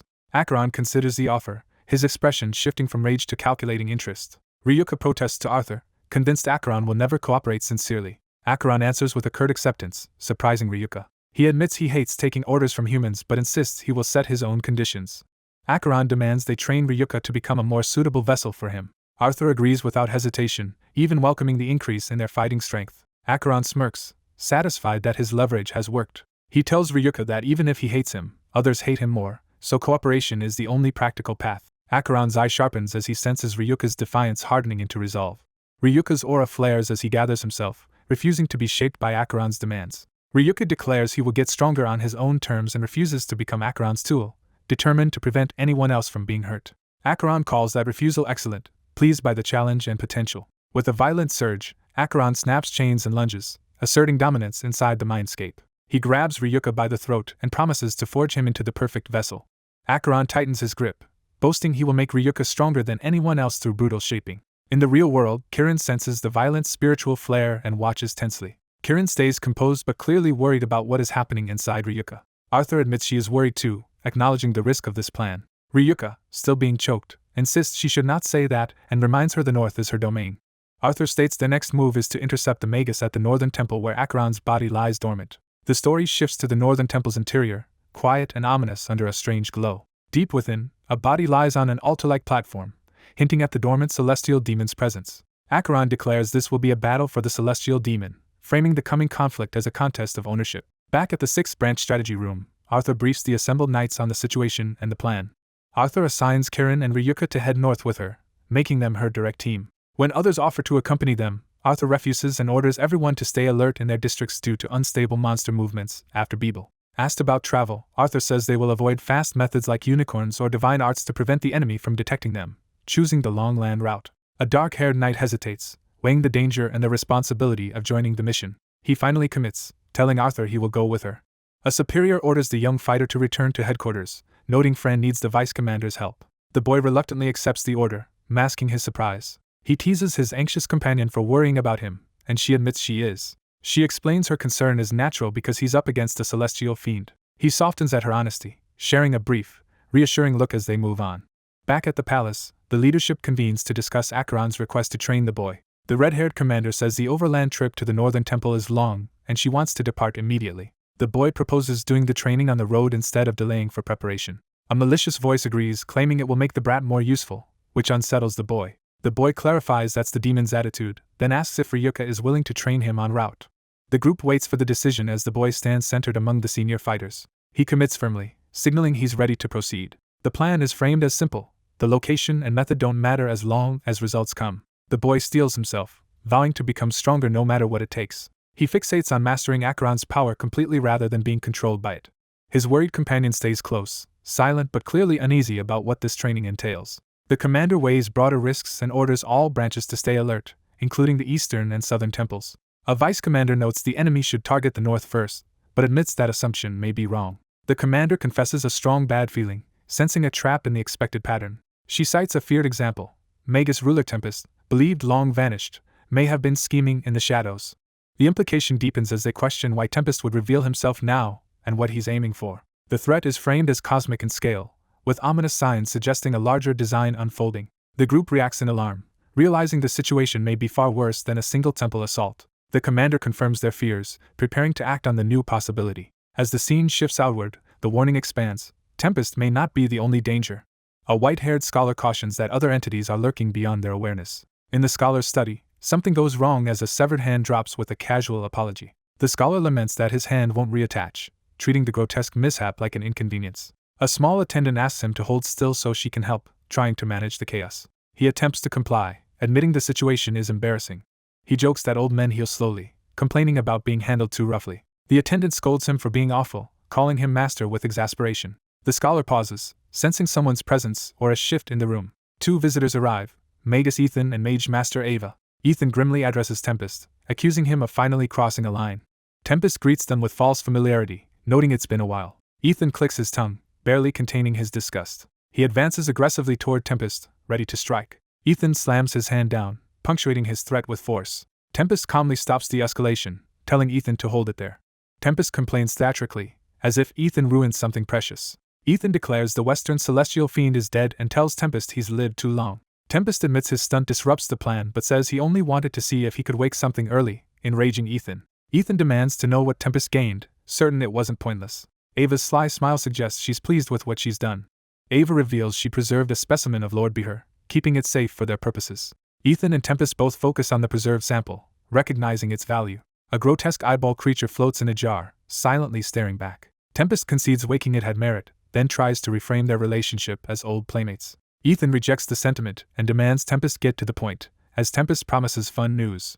Ethan repeats the word fun with suspicion, bracing for bad revelations. Tempest's smirk widens, enjoying Ethan's discomfort. Tempest reports the northern celestial fiend was revived long ago, and its body left behind in the temple as an empty husk. Ethan realizes the husk is still there, meaning the enemy can retrieve a divine vessel at will. Ava's shock shows she understands the strategic implications immediately. Ethan notes they've searched for years to unseal the temples, yet someone achieved it in only a few. Tempest mocks Ethan for hiding in research while Ethan snaps him to silence. Ethan reframes the discovery as an opportunity, even empty. The husk is a celestial fiend's divine vessel they can seize. Ethan declares their mission is to summon the god of the other world into this world, and Tempest agrees wholeheartedly. With the plan set, Ava announces she'll go cause trouble in the south. Ava adds they must also wake the southern celestial fiend to complete the ritual requirements. Ethan assigns roles. He will head east, while Tempest must heal quickly and go north. Tempest mocks the order to heal quickly but accepts the command to move. Tempest launches away in a streak of power, leaving the study behind. Ethan broadcasts a directive to gather all vessels and assemble in the north. Ava anticipates the long-awaited culmination of their scheme. Tempest savors the thought of their dearest wish finally within reach. Their creed is invoked. By the demon god's hand, destruction and creation will be wrought. Tempest affirms the prophecy, sounding satisfied and certain. He smiles to himself, already imagining the chaos to come. Meanwhile, the heroes' party prepares to depart, aligning themselves for the next phase. The commander says they'll need their smaller obstacles to clear out quickly, implying a fast, forceful route. Hours after setting out for the northern temple, the group pauses under a darkening sky. The boy looks unsettled, sensing the journey is entering more dangerous territory. A monstrous presence nearby underscores how far they've traveled into hostile lands. Something stirs in the ground, hinting at creatures tracking them. The boy asks if the northern temple is still far, anxious about the pace and threats. The vice commander says it's just beyond the forest ahead. He warns that this forest is a nuisance, notorious for constant attacks. Glowing eyes in the darkness confirm the forest is crawling with monsters and fiends. The boy hesitates, waiting for the commander's call. The vice commander suggests going around, but the commander decides otherwise. The commander chooses to go straight through, taking the direct route despite the danger. She reminds them that defeating monsters and fiends is their job, not something to avoid. The vice commander orders Ryuka and the boy to move, and they scramble to follow. They plunge into the forest at speed, closing on a target ahead. In the trees, the group senses movement all around as the forest tightens like a trap. The boy spots something and tenses, readying himself. He realizes there are many enemies, like the trial cave he once endured. The vice commander calls the boy and Ryuka by name and orders them to keep moving. They sprint through the undergrowth, pushing past the pressure of surrounding threats. From above, predators close in as the trio advances in formation. The commander strikes down the first attacker instantly, counting it off without slowing. She drops a second monster just as easily, continuing her count with cold efficiency. She carves through multiple foes in a blur, her speed and precision overwhelming the swarm. The boy is stunned by how fast she is, barely able to track her movements. He admits he can't even land a hit, feeling useless beside her. The commander continues counting kills, already past 10 as she clears the path. She judges the tally insufficient, implying the real threat hasn't shown itself yet. She abruptly changes direction, deciding to hunt deeper rather than just pass through. She moves with calm confidence, leaving the boy and vice commander scrambling to keep up. She explains that once monsters reach fiend-level intelligence, they know to flee from her. A sword flashes through the trees, cutting down a fleeing creature mid-escape. The monster is impaled and destroyed in a single decisive strike. The commander pauses, satisfied, while the others catch their breath behind her. She concludes the area is safe now, implying she eliminated the local leader. She orders them onward, refusing to waste time lingering. The boy tries to respond but is still rattled by her overwhelming dominance. Night falls and the group makes camp, the fire crackling in the forest clearing. Their meal roasts over the flames, a brief moment of normalcy amid danger. Ryuka hands the boy cooked food, and he thanks him gratefully. The boy calls out to Arthur, noticing she isn't eating. Arthur stands apart, arms crossed, watching the firelight without joining in. She insists she's fine, deflecting concern with a calm smile. The boy studies her, still confused by her distance and habits. Ryuka looks over, also noticing the oddity but saying nothing. The boy reflects that despite seeing her around meals, he's never actually seen her eat. Arthur remains silent, her posture guarded as if hiding something fundamental. Her expression shifts in sudden alertness, as if his observation hit too close. Arthur pivots the moment into purpose, reminding him she has to train him too, and he hurriedly agrees while trying to finish eating. She stops him, saying she wants to conserve both their time and energy. The boy freezes mid-bite as a blade appears behind him, signaling she's serious. Arthur levels her sword at him, making it clear the training starts immediately and without comfort. She announces they'll do it right now in the spiritual realm. The boy jolts in shock as the world shifts under her command. The three find themselves in a blank, white space, and the boy realizes they've been pulled into that realm again. Arthur cheerfully declares the start of his training, her tone contrasting the danger. She addresses Acheron directly, asking him a favor as if negotiating with the demon inside the boy. Acheron, manifesting, asks if she can reshape this space to resemble his homeland. Arthur's response is a quiet, knowing laugh, accepting the request. The realm transforms into a volcanic hellscape, lava and fire erupting around them as the environment becomes Acheron's world. Ryuka and the boy panic at the sudden inferno, realizing the training will be brutal. The boy recognizes this as the other world Acheron came from, understanding the stakes of what he must endure. Arthur explains that to draw out his maximum potential, he and Acheron must synchronize more closely. The boy repeats the word synchronize, trying to grasp what it means for his body and mind. Ryuka adds that each tenma has an elemental nature, framing the problem as compatibility and control. He cites the last tenma as water, implying different vessels aligned with different forces. He contrasts that with Acheron's nature as fire, emphasizing the boy's current bond. Arthur confirms the logic and states plainly that the boy is Acheron's vessel, so this fire should be his strength, not a threat. The boy protests that even so, the heat feels real and overwhelming to him. Arthur snaps at him to stop whining, refusing to indulge fear. Acheron tells him he doesn't need mental preparation, implying the lesson will be forced through action. Acheron grins and commands him to begin, eager to test him. Flames surge violently as Acheron unleashes the environment itself against the boy. The boy looks up in terror as multiple firebolts rain down toward him. Explosions detonate around him, blasting him off balance and driving home the danger. He scrambles on unstable rock as the ground shifts under the bombardment. He nearly slips toward the lava below, realizing one mistake could be fatal even here. Acheron taunts him with the simple question of whether he truly wants to get stronger. Arthur stands amid the blazing aura, poised to push him through whatever it takes, as the training's real ordeal begins. Arthur coldly urges Ryuka to turn the raging flames into his own power. Acheron, grinning like a predator, signals the trial to begin. With a snap, fire pillars erupt around Ryuka as Acheron watches from above. Ryuka looks up in shock as multiple blazing projectiles converge on him. He sprints desperately as an explosion detonates at his heels. A fireball roars past his face, forcing him to grit through the heat. He throws his arms forward and pushes on, trying to break through the barrage. Ryuka realizes the heat is hurting him even here and panics that he can still suffer despite being in a spiritual world. Arthur taunts him to make the flames an ally, but Ryuka refuses to be rattled and insists he can endure. Another fireball closes in, catching Ryuka off guard mid-run. The blast engulfs him and hurls him backward in a burst of light and heat. Ryuka screams as the flames burn through him. He tumbles helplessly through the inferno, curled up to protect himself. The heat overwhelms him, his eye wide with terror as he's consumed. Ryuka crashes to the cracked ground, stunned and barely able to move. Gasping, he admits to himself he was moments from burning to death. Arthur calls his name, drawing his attention back to the lesson. Arthur calmly orders him to try again. Ryuka flinches, realizing she's serious. The fire barrage resumes, detonating around him as he scrambles away. Arthur repeats the command to try again while Ryuka screams under the heat. Ryuka leaps over a sweeping wave of fire, still failing to control it. Arthur's insistence continues, pressing him to repeat the attempt. Ryuka collapses on a slope, exhausted, barely holding himself up. He curses, admitting that making the flames an ally feels impossible. He staggers forward toward the observers, still determined despite shaking legs. Tenma ends the session, warning that even a spiritual body gets worn down. Arthur concedes she may have pushed too hard, then immediately reconsiders. Acheron clicks his tongue, unimpressed by the pause. Acheron mocks Ryuka not to get worn out by something so minor. Above them, a massive swirling fire mass hangs ominously as the trio watches. Ryuka crawls under the looming blaze, dwarfed by its pressure. He groans, struggling even to breathe. Tenma protests that pushing further would be too much. Arthur dismisses the complaint with a cool, confident look. The fire churns and intensifies overhead, threatening to drop. Ryuka accepts that Arthur's judgment is final. Arthur steps forward with her sword, asserting control of the situation as Ryuka turns away. She draws back to strike, eyes fixed on the unstable flames. With a decisive swing, Arthur disperses the fiery mass, shielding the exhausted Ryuka.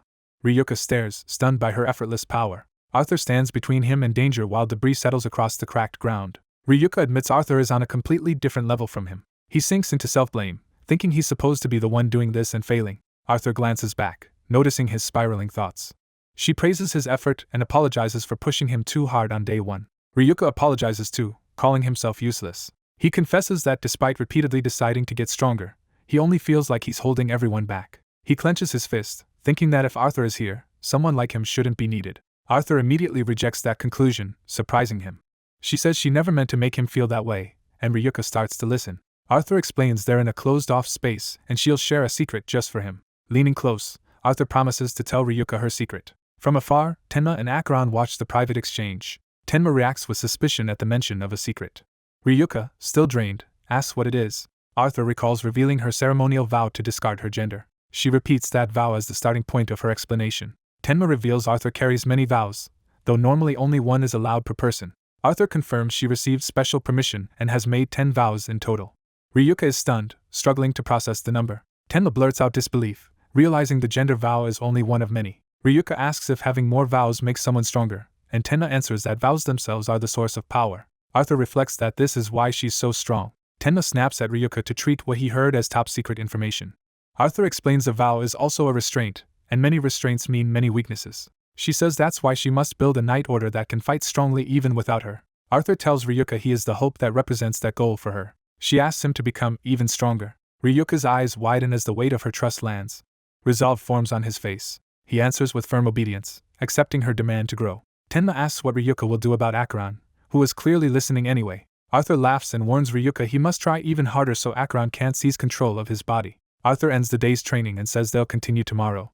Arthur's gaze sharpens, as if sensing something beyond the lesson. That night, Arthur stands alone in a forest, quietly on guard. Elsewhere, Ryuka remains slumped by a fire, exhausted after training. Tenma dozes off upright, asleep from the day's strain. Arthur watches in silence, calm but vigilant.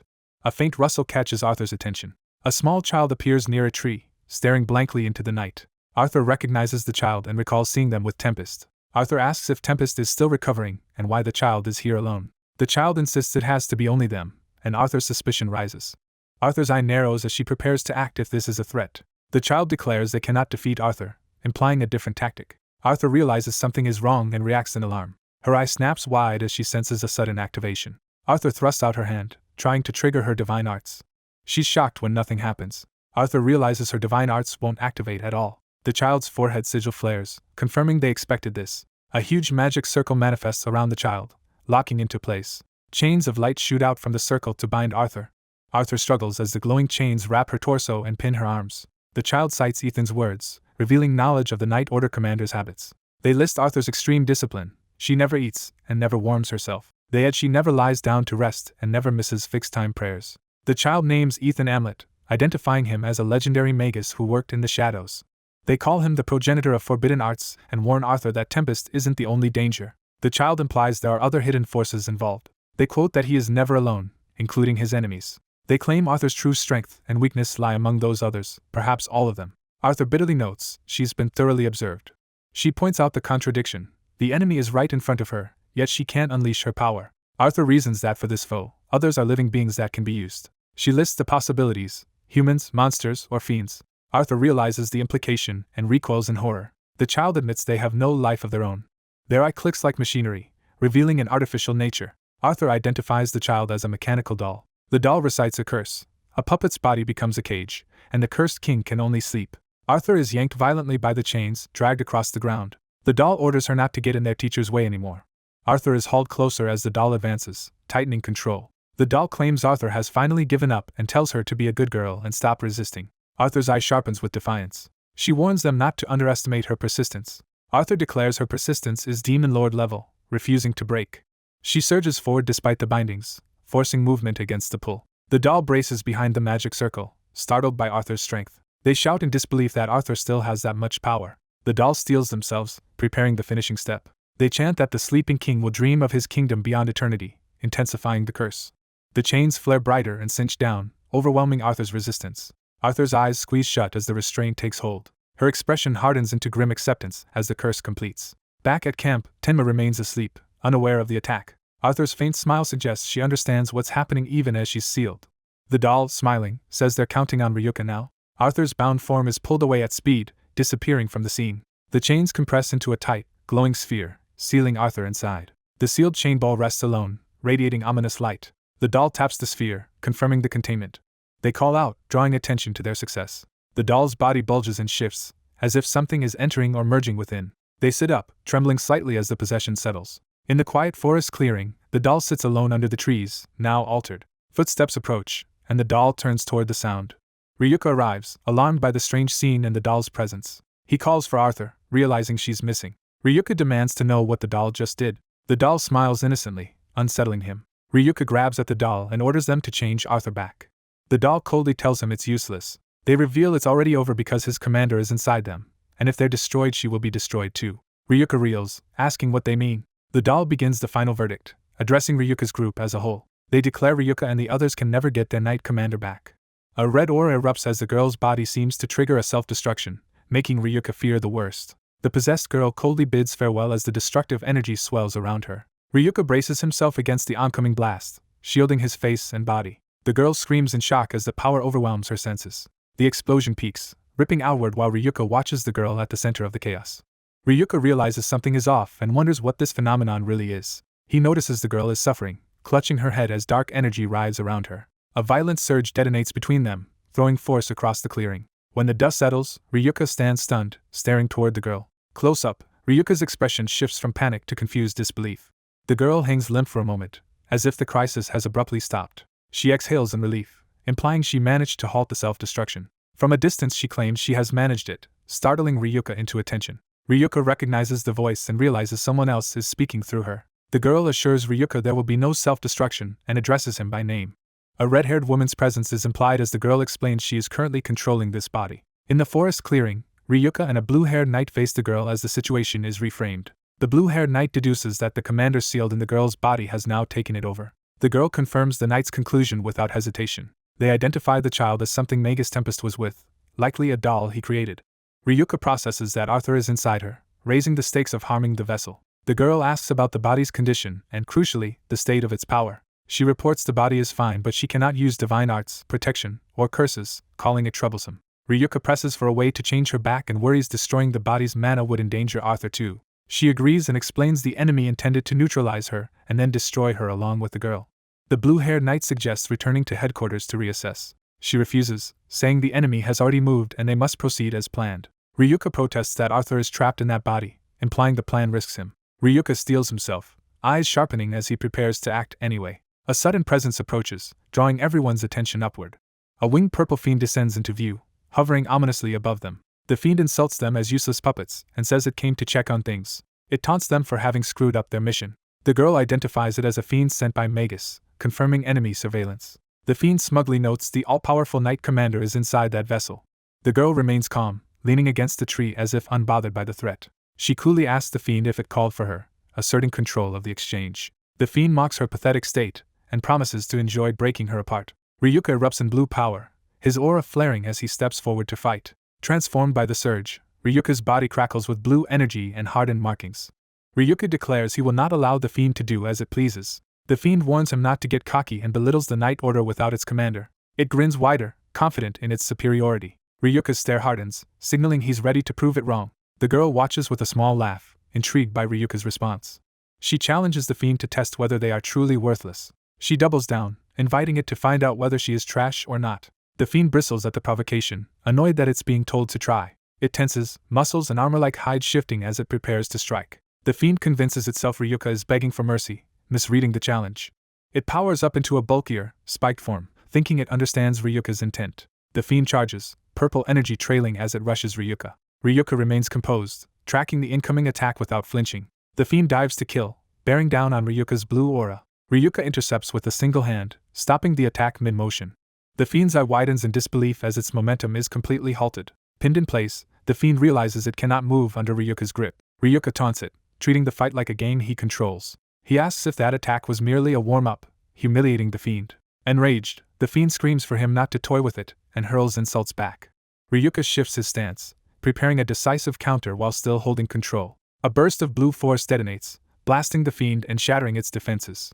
Chunks of the fiend's hardened body break away and float amid the shockwave. Ryuka's cold eye watches the debris, confirming the strike's precision. The fiend staggers back, wounded and rattled by the damage.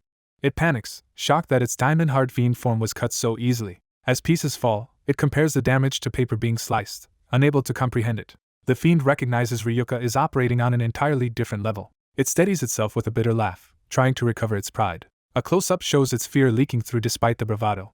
Ryuka stands tall in the clearing, blue aura still coiling as the girl watches from afar. The girl's calm smile suggests she expected Ryuka to dominate. The fiend thinks it can still salvage something, focusing on its original objective. It declares it will accomplish its original goal, gathering itself for a new move. A purple radiance blooms around the girl as the fiend's plan shifts toward the vessel. Blue energy crackles across the ground near the girl, signaling danger closing in. The fiend snaps its head, startled by an unexpected interference. A lightning-charged spear streaks through the air toward the threat. The blue-haired knight appears with the electrified weapon, stepping in to protect the girl. His expression is steady and focused, showing he anticipated this escalation.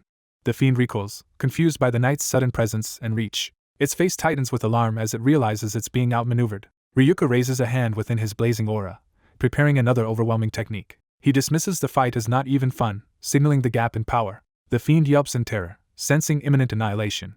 Ryuka launches forward in a blue flash as someone calls out to Lord Ethan. He grabs the fiend again, preventing any escape or last-second trick. Ryuka warns it bluntly that it is not getting away. His eye narrows, committing to the finishing blow. The fiend's eye trembles, fully aware it's about to die. Ryuka unleashes a massive blue energy blast that engulfs the fiend at point-blank range. The fiend's body is torn apart within the light, reduced to fragments.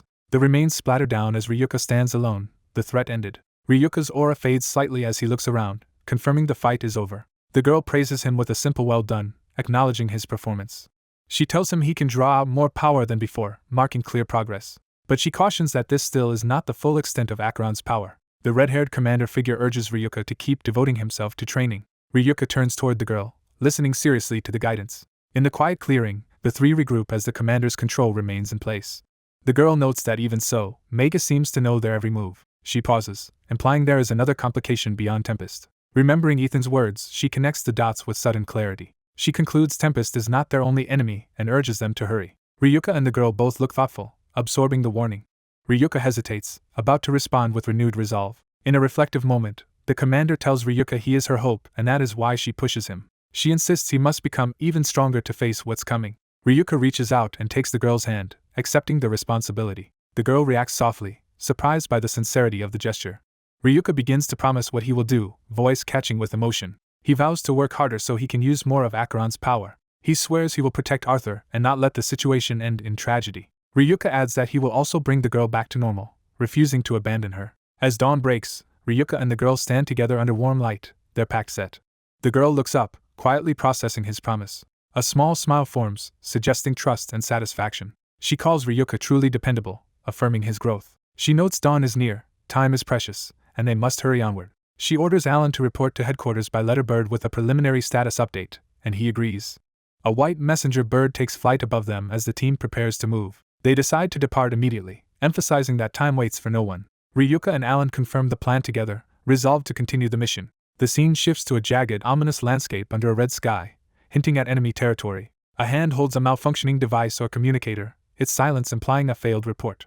A blond man with a marked forehead judges the situation as a failure. He consoles himself that the commander is captured in the vessel, and only the finishing blow remains.